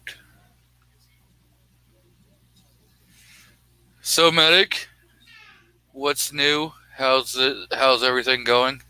Man, I'm doing better every day. I had a student today, and she did much better. She picked herself up a Garrison lightweight pistol. Garrison, hang on a minute, Regard 9mm. I'd never seen one before. I know. Beretta clone. Well, Yeah. it's the lightweight version. It's not the exact Beretta clone. It's the one that looks like you cut the nose off of a Beretta. Yeah, what was it? I think CloverTac did a review on one. Yeah. Yeah. It was. How did it shoot? Was it real jumpy? No, so the problem with the Beretta for a lot of people, especially with smaller hands, has always been that the handle was too wide on it, right? The pistol grip was too wide on it, All right. and then the sights were too small for a lot of people. This felt about right. It was about 1.5 inches shorter. I actually had a 92X there, and it was about 1.5 inches shorter than my 92X on the nose. And it was about the same length. It uses Beretta magazines, so it uses 18-round Beretta magazines. But it's a nice feeling pistol. We did a tree duel, and she did very well. Nice. So she's hitting well with it. Yep, she's hitting well with it. But yeah, I was That's all that matters, then. Yep. Thinking about getting the wife a 96 40 cal. Ooh. Why an obsolete cartridge, though? Shit. 40 will be in here. Well, Man, I'm not the only one saying it these days. Law enforcement is abandoning it. 40 will be here long after we're all gone. I'm just saying, FBI's dumped their horribly mutated, slightly chunk, or what was the guy from Goonies? Not chunk, but sloth looking round, and now the fact that you're hanging on to it's kind of like you're shooting 32 Baby Ruth. Baby Ruth. Yeah, that's exactly right. Well, that's just like people saying 9mm was dead a couple years ago. Well, People boy, say they were 10mm wrong. 10mm is dead a couple years ago. 10mm will never die. Never die. Can you do the truffle shuffle? I can do the truffle shuffle quite skillfully, actually. Man, I love that movie. Goonies is awesome. It's Like, an that amazing was a cool movie. With for me, 10mm will always still be the Bear cartridge, and not the weenie 10mm, but a full power 10mm. I think all Alaskan Ballistics will agree with me on that one. I like the 40 if it was actually a full charge, or but a lot you have to really be careful with the 10 mil because there's not a whole lot of companies that are doing full charges, and so why am I going to pay, more for just an overpriced 40? Why would I do that? Because 10 millimeter is the best millimeter. It might be the best millimeter, but it ain't. No. It's nice. So you guys are all wrong. Euro. Work on your shot placement, and you don't have to compensate with a big round. Okay. Have you ever been rushed by a black bear? Shot placement goes right out the window. Rob, And But the slower guy did. No. get rid of all your other firearms and only carry a 22. Oh God. At the end of the Shot day, placement. it could be a thing. Shot placement is so key. Get rid of that. Every other firearm. Get rid of your 9mm. Get rid of your 223, 5.56. Get rid of it all and only shoot a 22. So there have been Suppress it. 22s over the year that I would Be a carry ghost. for self-defense. If you can dump ammo fast enough on a 22, I think as long as you're not being inhibited by layers of clothes, you could cause a leak. I'm not completely, I've tested a couple of 22s that I would have carried. Okay. But I think there are much better choices out there. And when it comes to recoil control and ammunition totals, I think 9mm is kind of the Goldilocks zone for that. So Ozzy says best he filled out seller. Ozzy says he filled out his 4473 on his 10mm 1911. There And you he go. gets to pick it up on Tuesday. Oh, that'll be beautiful. I like 10mm in 1911 packages. I think that's a great idea. I'm telling you, I really want to get the Cossaint Arms Yeah. 10mm because it comes with the 40 cal barrel. Also, Well, yeah, you have to be able to fire a weenie round too. Yeah, I guess. you get two guns for the price of one. For the mid range, a lot of the Rock Island Armory 1911s, I've been impressed by those. So if you're not looking to put too much down, a lot of the RIs have been pretty good too. Yeah, I've almost bought one a couple times. but And I used to own a Colt, but the prices are to beat. So what can you say? Yeah. Getting the Cossaint or Cassant, whatever, I forget how you're properly supposed to be pronouncing it. There's not a whole lot of people that have one, and so it's going to stand out a little different, Yeah. So you can get. I have a Wyoming Arms Parker 10mm. So, the SS pistols, you can find weird guns that will run, I guess, if that's your objective, that most people don't have. Well, is that Cossaint Arms done like any kind of discount with any of you guys that have done anything about them? Just out of curiosity. You, Midnight. I think there was another show out there that spoke about them a lot. Not stating they had to. I'm just curious. Has there been any reach out in that form of a discount or a T&E or anything like that?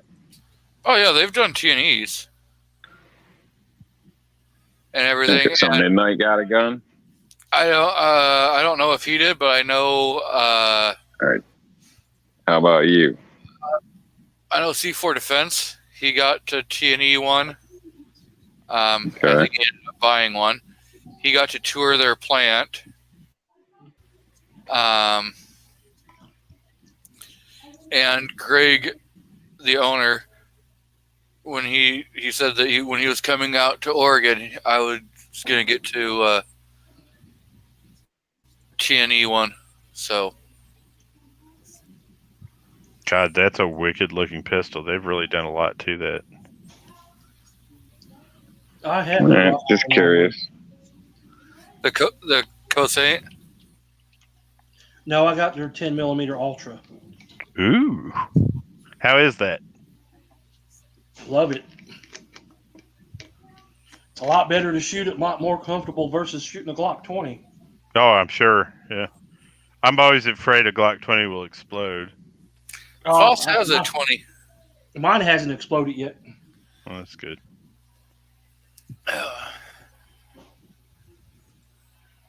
But, you know, the reason why the police got rid of the 40 was because they got all those weak beta male police officers and female police officers who couldn't handle 40. Now, that's why they got rid of 10mm and went to 40. And then that's the same reason that they got rid of the 40 and went to 9. No, they went down to the 9mm for capacity, and the fact that you get virtually the same leak power out of the 9mm as you do the 40 these days. So, I mean, well, do you guys really see a big difference in the calibers as far as recoil? Because I don't. I think my smaller shield is, you know, more violent, I would state, than you know, a full size Colt or something. I don't understand. Really, pistol weight is more of a factor for me than anything else. Yeah, I just find it weird because I had the G22 40 caliber Glock, shot fine with it, all that type. I've been over this, but and you know, my shield almost feels like it's got more kick than that had. I'm sure, you know, size has something to do with it, but I'm comfortable shooting that. So I think, you know, when you're dropping down, I don't know. I just think you know, people switching because of this, or I mean, maybe it's just the gun you're carrying. I don't know, because to me personally, I don't notice all that much of a difference between, you know, 9, 40, and 45. Maybe it's just me. I don't know.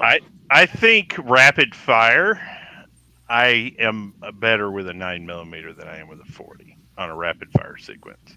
That's because you control the recoil better. Yeah. You can control the recoil significantly better. And let's be honest for a minute. In panic fire, in a self-defense situation, really, I'm worried about 6 to 8, right? And center mass. So as long as you can handle 6 to 8 in center mass, I don't care if you're firing a 10mm. Yeah. So, I don't know. Lycan, I guess, is what he goes by. Asks, what's your opinion on the Glock 19? So the 9mm. I have a Gen 5 that I use. So I carry 3 different firearms. I carry a Glock 19 Gen 5 with the MOA on it now because I'm starting to carry optics. I carry a 48X with the shield arms upgrades, and I carry a 629. So Glocks in that series, the Glock 9mm series, is 75% of my carry options. Like it. Who else? The 19. I'm not a Glock guy. I'd say the 19 isn't horrible, but I'm not a big 9mm fan. I mean, I'm not going to say it's a horrible round or anything. I prefer the 40, and I think that's just preference. Now you're talking like the 19 or a Smith & Wesson. You know, again, they're both going to handle fine. It all depends upon, you know, grip angle for you. So I can't say anything horrible. Go ahead, Rob. I was going to say, I'm not a Glock guy, but if you're just talking serious about the gun, in my opinion, I think they're an outstanding firearm. I know that's going to upset people, but in a sense, they're cheap. Not as cheap as they should be. They work. They do what they're supposed to do. If you look at the numbers out there, you can trust your life with that gun. So I don't see anything wrong with a Glock 9mm Glock 19. So I'll put that out there. Although, other than, you know, it's a fan club and you're like everybody else. So I like some originality. So I avoid Glock partly that reason. But there's a big following out there. I mean, there's crazy ass YouTubers that make their names after it. I mean, these guys are freaking nuts. But hey, you can take advantage of the parts. You guys can share duct tape, Loctite. There's advantages to everything. Hey, but the guns do work if you can keep the sights on. I think it's funny. I think it's funny as hell. The guy who's talking the most crap about the Glock and its ability to be modified any way you want it, and he's got a company that makes stands for the Lego of firearms. I try to give people what they want. There's nothing wrong with that. That's business. But you went with the AR as like your first thing. That is like the Lego. I'm an American. That's the one that like everybody. Okay, well, hey, guess what? It's the most modified weapon. Well, so is a Glock. It's the most modified, most aftermarket support. So you can't hate the game. You gotta, Okay. Hey, how about curveball? So I just bought a Shadow Systems MR 920. Okay. Mm-hmm. It is basically every modification that you would make to a Glock to make it into the right pistol. Okay. So do we say the Glock platform has seen its day, but the newer upgrades to it bring it to where it should be? Because that MR 920 is a monster. It is a monster. So you're saying the Shadow System, $1,000+ gun, $800 gun. Depends on where you buy it at. Yeah. I think it's 1,000 MSRP. Okay, probably, yeah. Let's go with that. So you take a G19 and you can modify it and get that same Shadow system. Can't. You can't. You can't modify a G19 to just its base value into an MR 920. It's not the same thing. It's made of different materials. It's cut differently. The grip and setups are different. The lower is different. The barreling system is completely different. It's not the same pistol, but it's the same style. So these guys adapted the style because the style was highly reliable and very popular, and created a high-end version. Yeah, they created a high-end version of it. Okay, so for your argument's sake, right? 9mm or 40 aside, right? If everybody in the world is a Glock fanboy, well, there's probably a reason for that. And these guys are ex-operators, right? And they've gone out there and they've put together this monster. And I can tell you that it's a monster. The only reason I haven't put my name on it yet is because I'm only 20 magazines into it, right? But I think that we could probably put this debate to rest by comparing, say, how many companies are out taking the base model of a SIG and turning it into an elite weapon system. How many companies are out taking the base model of a CZ75? Or, I say 1911s, we've seen that done, right? A million companies have taken the 1911. But, there are weapon systems designs that are timeless. Maybe the original manufacturer didn't take them to their ultimate volume, right? Maybe the Glock 19 is not the limit that a Glock 19 should exist at.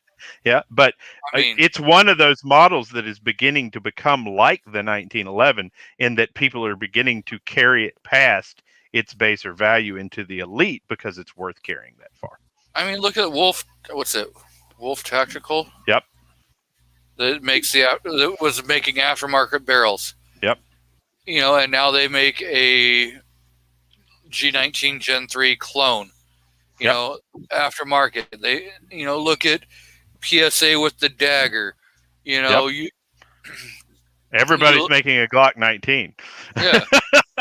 And they're making a better Glock 19 than the Glock 19, I'm not, if we're honest with each other. Yeah. Yeah. And so ultimately, I think that you have to, in some level, you have to give the Glock 19 the same respect you give a 1911 in regards to the fact that it is probably the best base design for a 9mm striker fired polymer pistol that has ever come out on the market, in my opinion. Yeah. I mean, Well, we wouldn't have any of the striker. I can't say we wouldn't. Well, somebody would have figured that shit out. Yeah, somebody probably would have, but when would have it happened? Right. The fact is in the 80s it was the Tupperware gun and no one wanted it. In the 90s, everybody fell in love with it, and it's just never gone away. Nope. Well, guys, I'm sorry. I've got to move my overly opinionated butt towards the bed. You're amazing human beings. I love you all. Please be safe. Take care of yourselves, and I will catch you on the flip side. Yep. Thank you again for take joining. care, man. And, we can't wait to see you bring your channel back. Well, it gets to be harder and harder to resist it every day.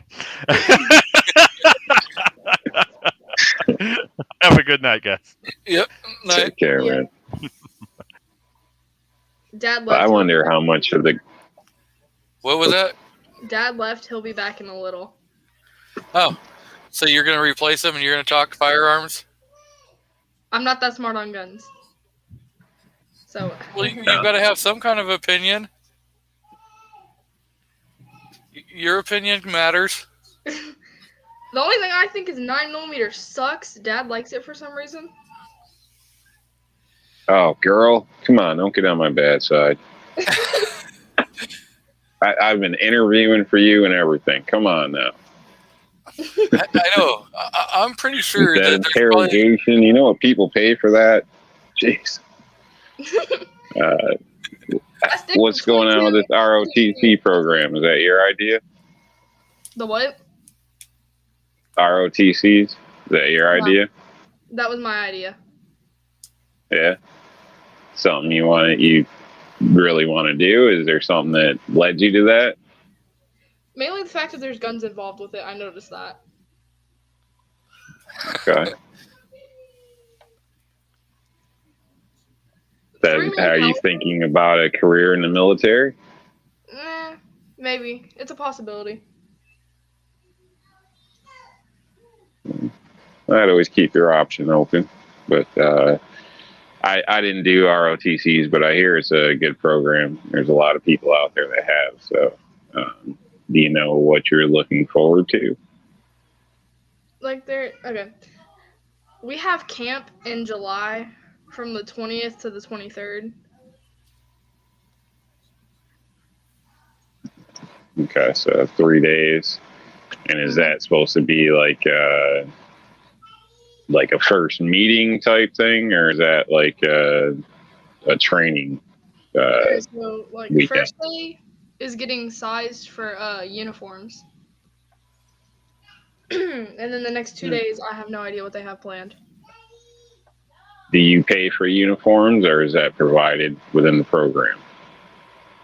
I'm pretty sure that's provided. I have no idea, though, because I know they told us to bring $10 for lunch the next 2 days. Just curious. Ideas out there for other people. Do you know, was there any cost involved in joining this? Not that To my knowledge, there isn't, but I don't know because I wasn't in it. So Not that I know of. most time it's through the school.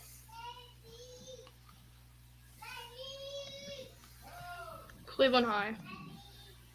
do you have a list of things to bring with you, or are they giving you equipment there?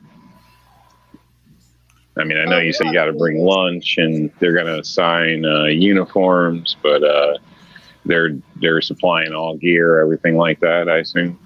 Yeah, because they told us to bring $10 on the first day for lunch the next 2 days. So they're not going to give you the MREs. I mean, what kind of experience is this? I have plenty of MREs. We actually own a bunch in the basement, so I've ate a few of them. They're disgusting. The coffee's not that bad, though. Yeah, it's all decaf though. Yeah, but it's still It's good. crap, man. Do you actually heat it up, or do you do like Ranger shots and just put a little in your mouth, dump a little sugar in there, and then hit the canteen? I heat it up. Okay. Oh no, you People complain, but it still tastes like coffee, man. It still tastes like coffee. put it straight in your lip and just take a swig of the water. You'll be okay. You don't need sugar. Don't be all that. Oh, I gotta have sugar crap. No creamer, just straight black coffee. No, that's disgusting. So I wonder what kind of lunch deal is going on that you got to bring, what is it, $10 over 2 days, so $5 a day for lunch? Yeah. Mess hall, cafeteria, because that would probably be, fitting. I don't know. So you just signed up. You don't even know what the heck you're getting into. I'm pretty sure they're going to, you're going to be doing some push-ups and I know. running and getting dirty and sweaty and I have no problem. things people normally don't voluntarily do just for fun. But maybe I'm wrong. No problem So- with getting messy and dirty. I have no problem with that at all. Carolina EDC says ROTC camp is just a quick experience. What boot camp is gonna be? Oh, do you like getting screamed at? I can handle it to a certain point. Oh, there isn't no certain point. In the military, it's pretty much 24/7 screaming. Yes. Do they introduce them to muscle failure at ROTCs? Probably not at camp. But if they were to go into the ROTC program that goes through like during the school year and stuff, oh yeah, they'll run miles and they'll experience that muscle fatigue. I'm doing the one through school. Yeah, Well, I'd still recommend you get plenty of rest and hydration before you go. oh yeah, My lots. birthday is 2 days before the camp. What's 2 days? My birthday is 2 days before the camp. Well, don't eat too much cake. I'm not going to. I don't even like cake that much. Oh, eat so much cake, you'll love that first day experience. Somebody will hold your hair. Probably Hayden, because Hayden's doing it with me. Oh, you'll probably be separated. Most likely. Maybe. Because I know what I'm getting into a little bit because they came to CMS, Cleveland Middle, for like 4 weeks straight. Cool. So they have a BMR segment, like a rifle training, Yeah. I assume, because you said something about guns. So They probably use a bunch of airsoft or like stuff like that. I hope not. They had like versions of the gun. Like they were real, but like we weren't able to shoot anything out of them. They were basically test dummies of the guns that they actually have at Cleveland High. Okay. I've seen ones like that in a sense. Like Yeah, they- non-functioning. Yeah, the inert guns are blue guns, stuff like that. Carolina says pellet guns.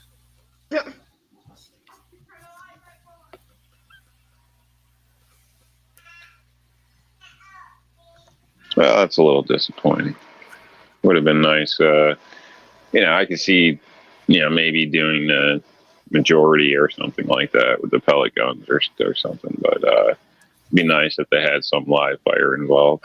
They probably do live fire after they get people accustomed to the firearm and all your basics and stuff like that, so that if an accident happens, it's less than lethal.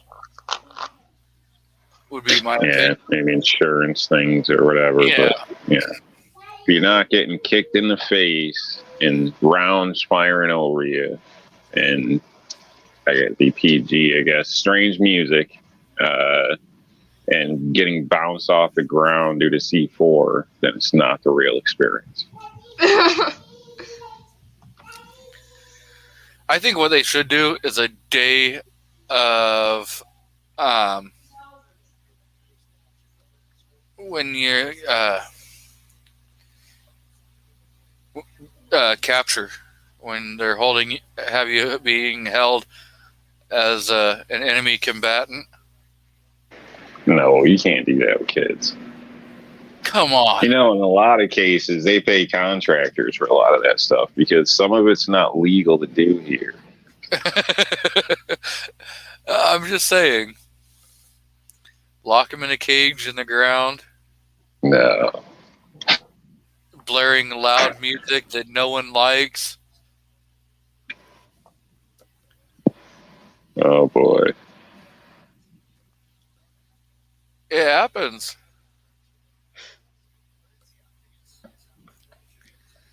Tell me I'm wrong, Rob. I think that's a little much for, a weekend trip for a group of kids. But at least in modern times, I don't know about that. But some of that stuff takes a, mental toll on grown-ass people. So I'd be careful, but obviously a live fire experience, land nav, there's a lot of things, communication. I mean, there's a lot they can cover, so it's sounds like a good idea. So definitely a good way to maybe get an idea of what's involved. And, I don't know how vocal they are, or, if they're really screaming in your face and telling you that your wife's cheating on you and all that crap. But,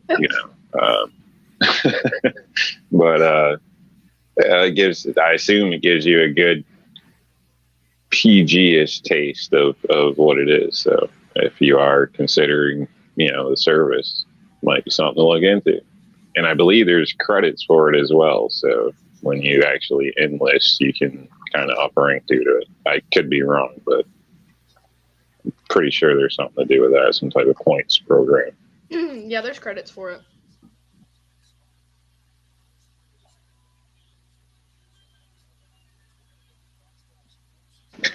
So you didn't just sign up for this to go hang out with this kid, did you? No. I didn't even know he was doing it until, like, the first live that we had together where he joined in. You're not lying, are you? I'm not lying. All right. Make me come through this phone. I ain't doing nothing. Your dad ain't playing that shit. I know. I'm trying to get him and Dad to meet in person because Hayden wants to meet Dad. Yeah, that ain't gonna happen. I mean, it might because we might have to pick him up the first day of. Careful what you ask for. I'm just saying that's a bridge you may not want to cross. You can't undo that bridge. What's going on, Mr. Carolina? Hey, what's up?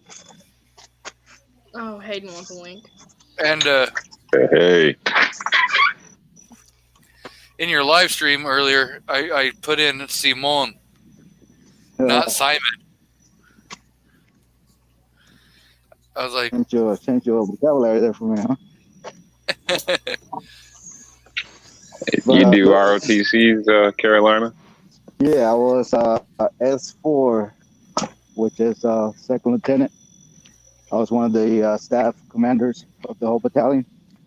I was in drill team, honor guard, all of the stuff.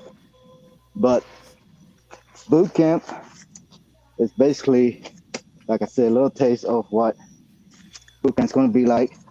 But at the same time, it's a good way to get ribbons and stuff on your uniform and awards and medals and stuff like that. So you kind of more ahead of the other ones. But they teach you a lot of things, They drill, they do physical stuff. Yeah. Just low version of small boot camp.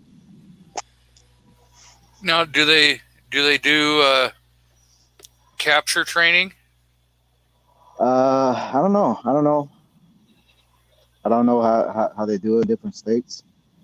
They do have RTC for, they got the Army version, they got the Marine version, a lot of bands. Now, is it a good place for a love connection? Oh my god. No. Okay, No. just getting it on the table there. I Well, I wasn't mean, it thinking depends. about that, but okay. No, it's a good Tori- experience. Tori's like, I really hate you guys right now. But yeah, Well, when I at was in least you'll get to RTC, see who's tougher. we used to have the bolt action old rifles, like World War II rifle. I can't remember which. It wasn't a Garand. It's something else. We had Probably like an M1 Grand. probably something like that. I mean, they filled the barrel with concrete, cement, and taking fire pins out, but the bolt action is still functional. Yeah, I've seen a lot of kids get busted their head with those rifles at drill meetings. 8 pounds hitting us on your heads don't feel good.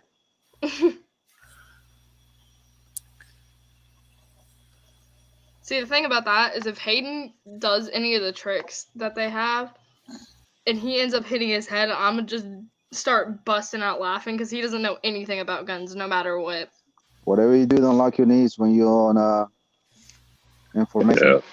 Yeah. I've seen a lot of them pass If you're out. standing for a long time, don't lock them. Yep. Every year we used to have I can't remember, the drill team. I don't know. They used to do inspection of us every year, and everybody be on the football field, full uniform, and they go one by one and check you out and everything. And next thing you know, you see the corner of your eye, bloop, one of them falls out. Yeah, they tell you to, but somebody still always does it, is what it seems like. So it's kind of funny. You think it ain't a thing, you try it. Mm-hmm. Oh, it happens. Especially saying Hayden it for was about an like- hour or two. Yeah, I saw that. It's bad when people drop straight and then bust their face open right on the floor and stuff. It ain't pretty. No. Waking up like, where in the heck am I? Missing a tooth, blood everywhere. It can be horrible.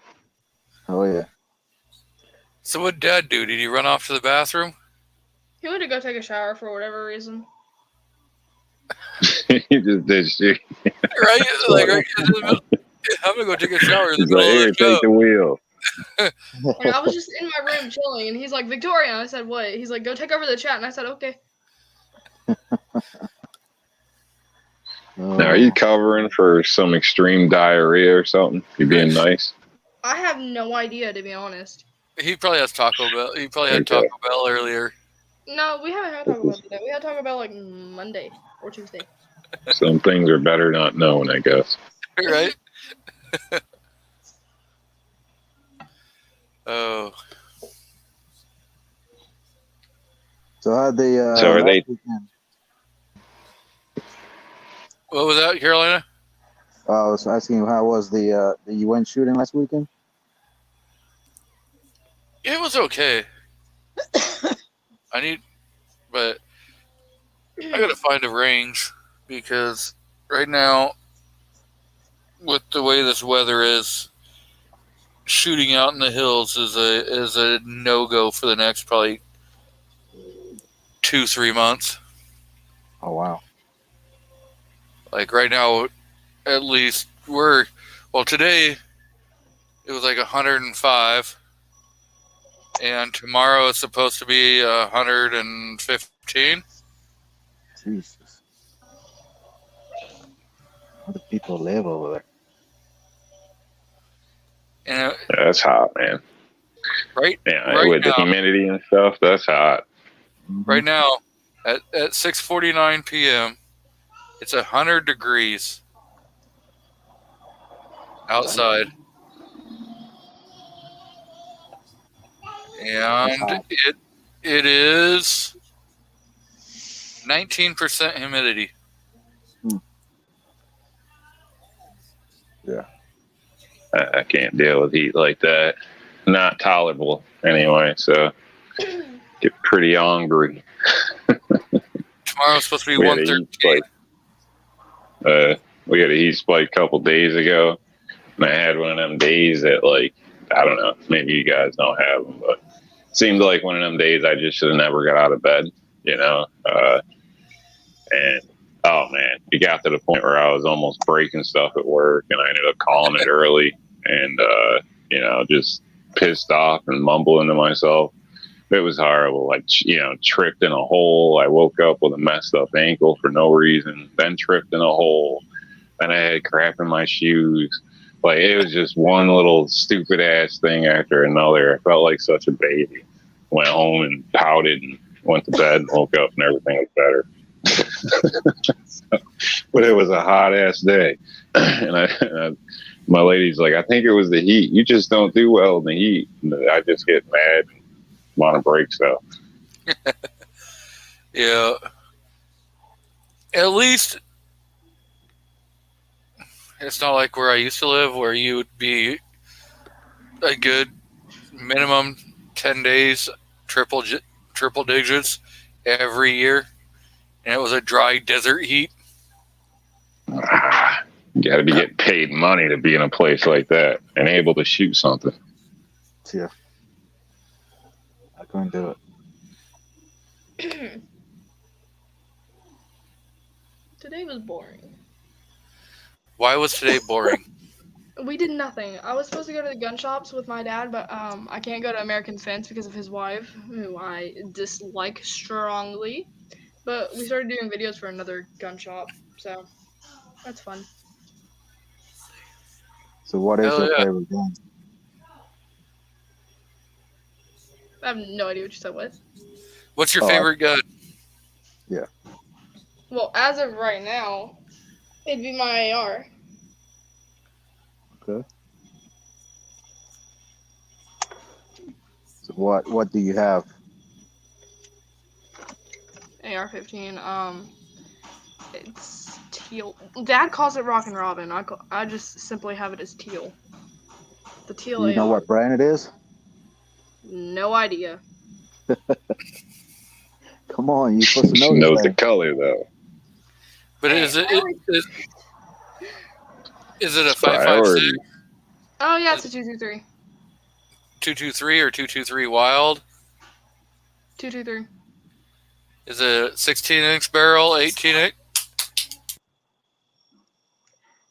I have no idea. Do you have any scope, red dots, or anything? Just iron sights. Just flow up sights.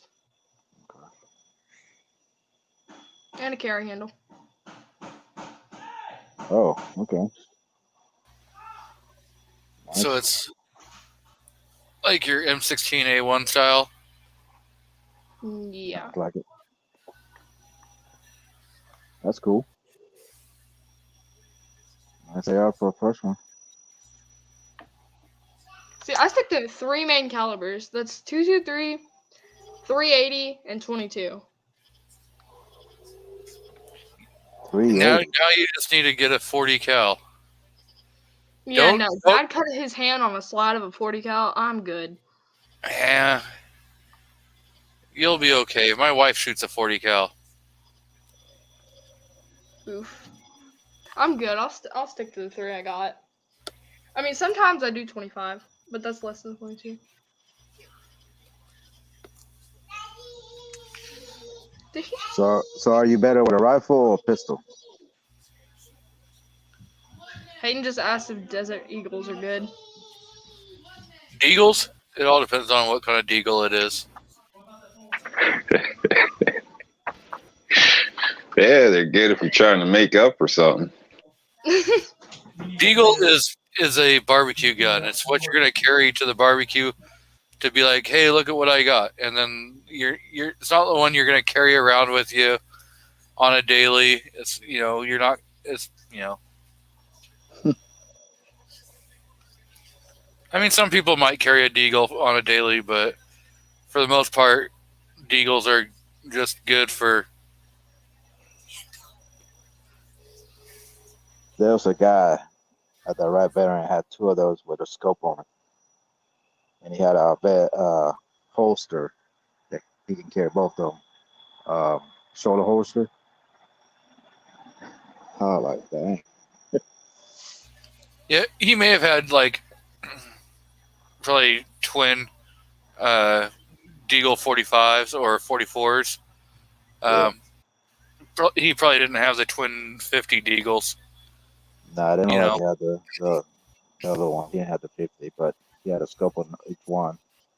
And people wanted to shoot it, so he let people shoot it. Yeah. From what I've heard, they're decent guns. I've never owned one. They cost a bit of money.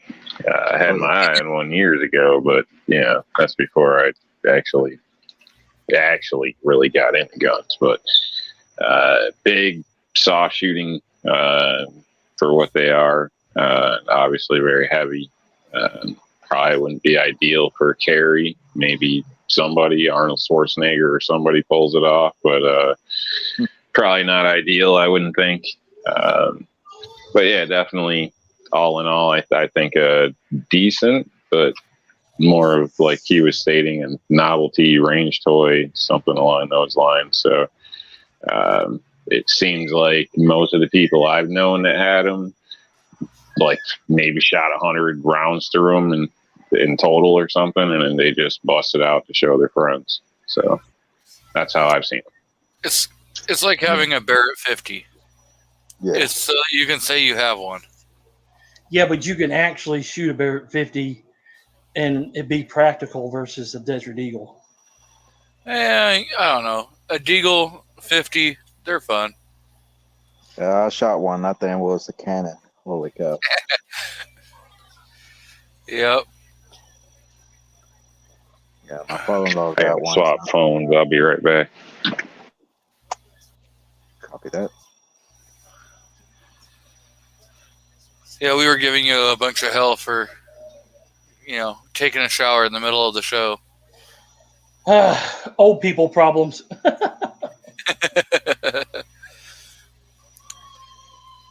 Old people problems. Yeah, we were like, he probably had Taco Bell. No. Oh.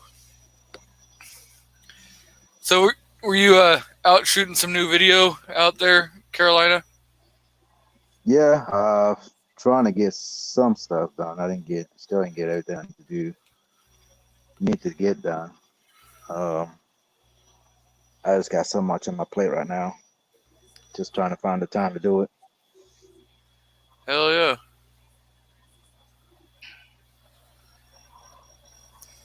Yeah. Yeah, I was supposed to get stuff from Fiocchi. But like he shot me an email and everything, and then never showed up. And so apparently they reached out to a lot of smaller channels like me and provide them for that Prime Day thing they have. yeah.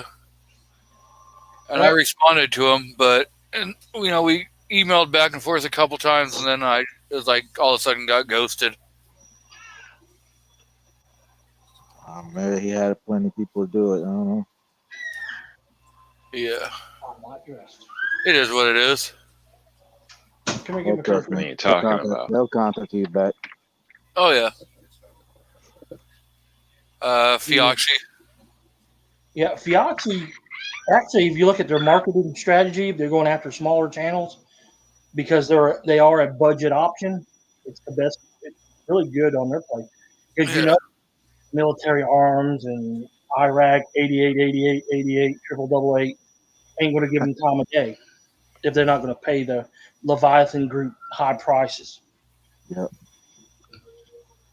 And realistically, it's better for our smaller channels too. Oh hell yeah! Therefore, I mean, Sure because you passing my name. sometimes it's like today I sent an email off to UTG and Leapers, and then showed them the videos that I've done in that email, and said, hey, they'll probably say no, but still, it's worth a chance.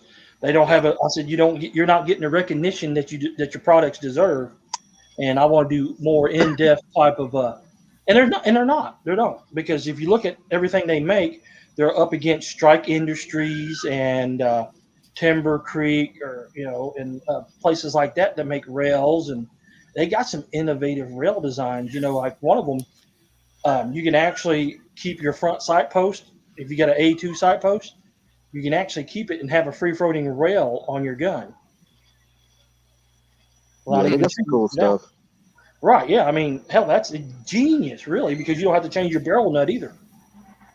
Don't they make bags as well? Like Yep. They have range bags. I think. And, Yeah, I'm pretty They sure make I have one of everything. their bags. And They make, they've had it for make 8-9 years, Mhm. and held up pretty well till probably the last few years. The zippers finally, it works, but the seam kind of gave way at the zipper. But I have pushed it to the edge and had to force it around the barrel a few times. So maybe they got my some new deal. ones. But all in all, I'd say good deal for. I think I paid $35 or something like that. Mhm. Yep. So They hadn't gone up much in price either. I think they're still under $50. Yeah, they got And some then new they make- bags. They make some RMRs. They make flashlights. They make, complete, like I said, complete rails. They make color rails. So they make a lot of stuff, but you got to look into to where it's made at. Some stuff is made in China. Some stuff is made in Taiwan. Some stuff is made here in the U.S. up in Michigan. Their Pro Series is, I should say. But I've tinkered around with a little bit of everything from everywhere, and been pretty happy with them so far. That's the thing. as far with as this their bags company, are concerned, I think it was worth the money.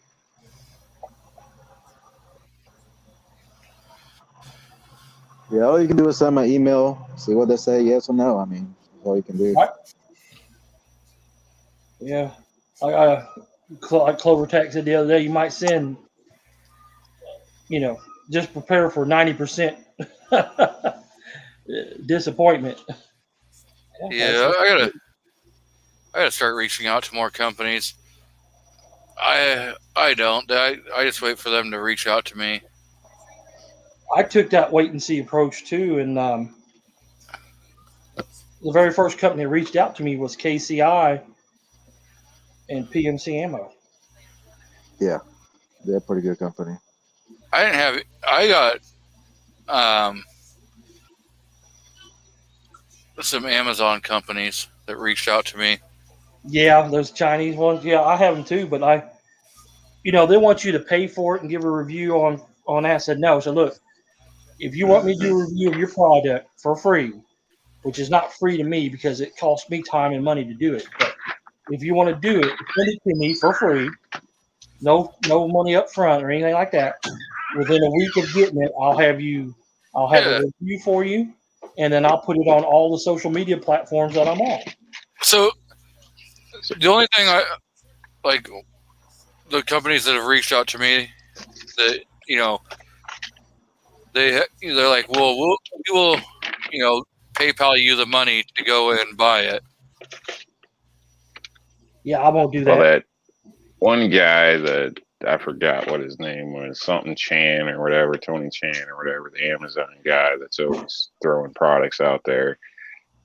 For a while, it was just back to back. You would get emails about stuff like that. I'm sure I'm not the only one, especially me, because I suck and I'm small and I'm a New York prick, so who wants to work with me? But anyway, they had it set up basically people were getting the money paid back. Like as soon as you sent him back an email, they were getting refunded like instantly. So just so Yeah. you are aware, but you I had was- the way it worked, you had to have Amazon Prime, so the shipping was free. That way they didn't get charged for it or whatever, and this and that. And I'm not an Amazon guy, so I've been back and forth with the people and all this, but whatever, it never worked out for me because I'm too cheap to get a service that I'm not going to use because I shop with eBay. So, So- if anybody out there is on eBay and you want to work something out, hit me up. I'm going to be honest, but I'm willing to work with people, but I'm not paying for it. The companies that I have had reach out to me, like Force Center, and pretty much every one that I've had they ask, hey, do you have Prime? And I always tell them no. And they're like, okay, just, tell us what the total cost is and we'll PayPal you the entire money and then you order it. I've So done that a few times. You're not putting any money out of your own pocket. Yeah, that's the way they do it. I have done it a few times, especially with Piaki and all them. That's how they do. They'll PayPal you the money, the correct amount, and then you order from there. I've done that several times. You go in, you tell them what it is with the shipping cost and everything, and they just PayPal you the money, and then you buy the product. Yep. I don't know why they do it that way, but something to do with Amazon. I guess they get some kind of rate for sales, or Yeah, they get better shipping Well, rates. that's so you can leave a good review too, because it shows Yeah. you as a purchaser. That's the whole thing. So, You have to be a verified purchaser to be able to leave a review on Amazon. So that's the reason why they pay.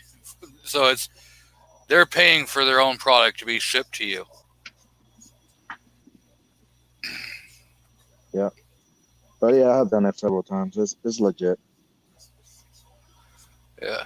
Yeah, I checked it. And like I said, that one guy, he's paying. So if you have Amazon Prime, it's something you're interested in.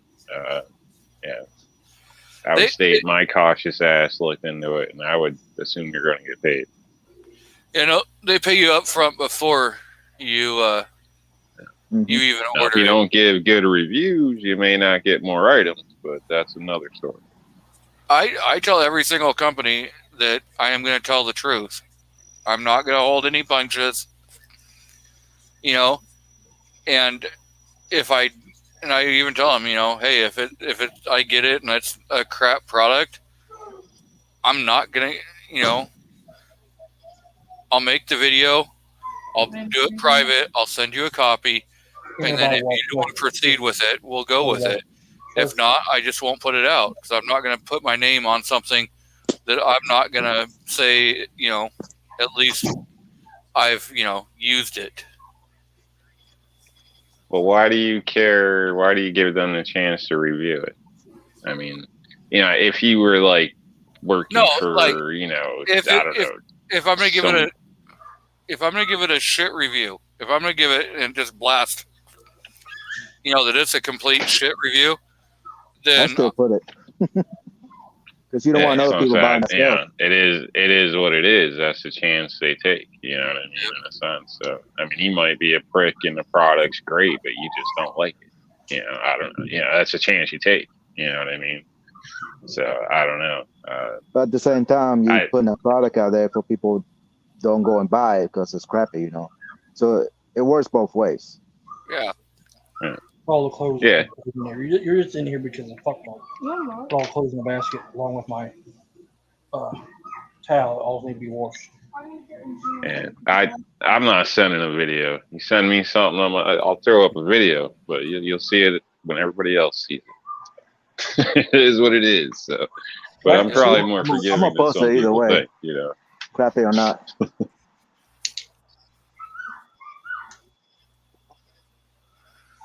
Yeah, like I said, if you figure out labor, your time to do this, your time to test the product and all that, you're still coming up on the short end. Plus, you got to do all this rigmarole about okay, like if you're my PayPal's not linked to my Amazon account. Well, yeah, you just they transfer the money to you to your PayPal, and then you can just transfer the money right into your bank account. Right, but PayPal takes a little bit of that money. No, not from you. So when the company sends the money, they're the ones that are going to pay for that fee. Yeah. And then when you transfer it to your bank account, if you transfer it and they tell you next day or whatever, but if you want it instantly, then it costs you 1%. But if you do it where it transfers 24 hours or later, then it doesn't cost you a fee. Now, if you transfer it to a debit or credit card, it costs you a fee. Yeah, if you do it instantly. Yeah. Well, no, if you transfer it to a debit or a credit card and not directly to your bank account, they tell you that they'll charge you a 1%, 1 to 3% fee.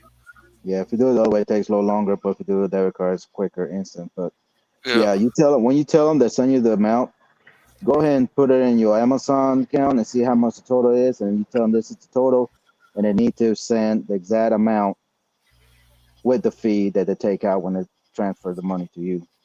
Yeah, I've had. Sometimes it could be a few cents that take out. But hell, a few cents ain't gonna hurt. Really, to me, it ain't gonna hurt me nothing. But yeah, but I've had 6 times that they've transferred the money, and I've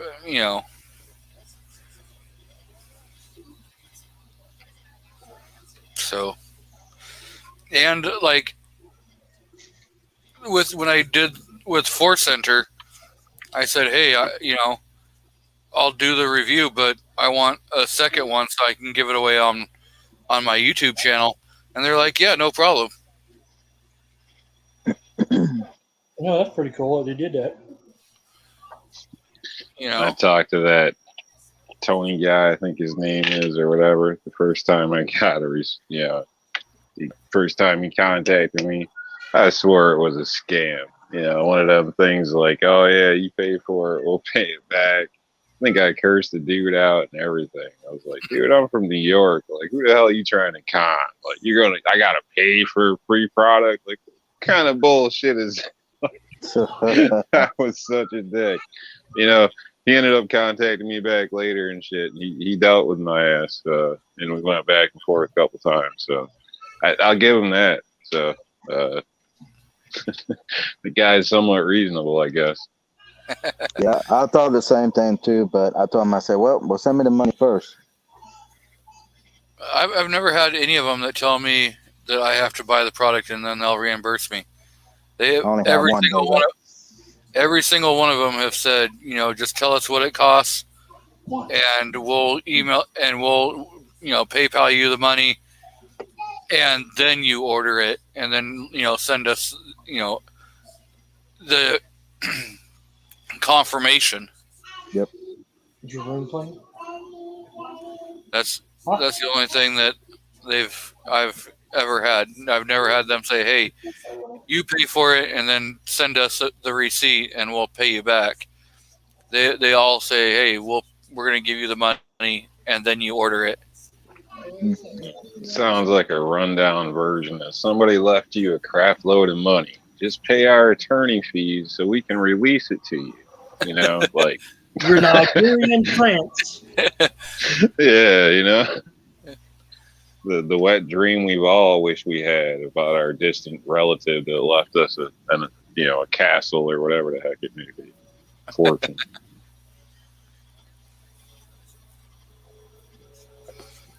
Yeah. Well, we have any other topics we want to hit, or we want to wrap this thing up? I think we can wrap it up. Carolina? Nah, You got anything?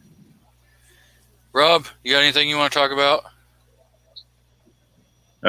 There was something, but I can't remember now. I know it was picking Artak's daughter's brain about her plans there, and I think there might have been something that had to do with Jason Stewart, but since he hopped out, I'm drawing a blank, and it's not relevant anyway. So I got nothing. Thanks for the invite, and pay no attention to all the shit G23 was talking in the beginning of the show about Hondas and this Rob D guy, because that Glock dust gets to his brain once in a while. So thanks for joining, Rob, and if you need an AR display or a Glock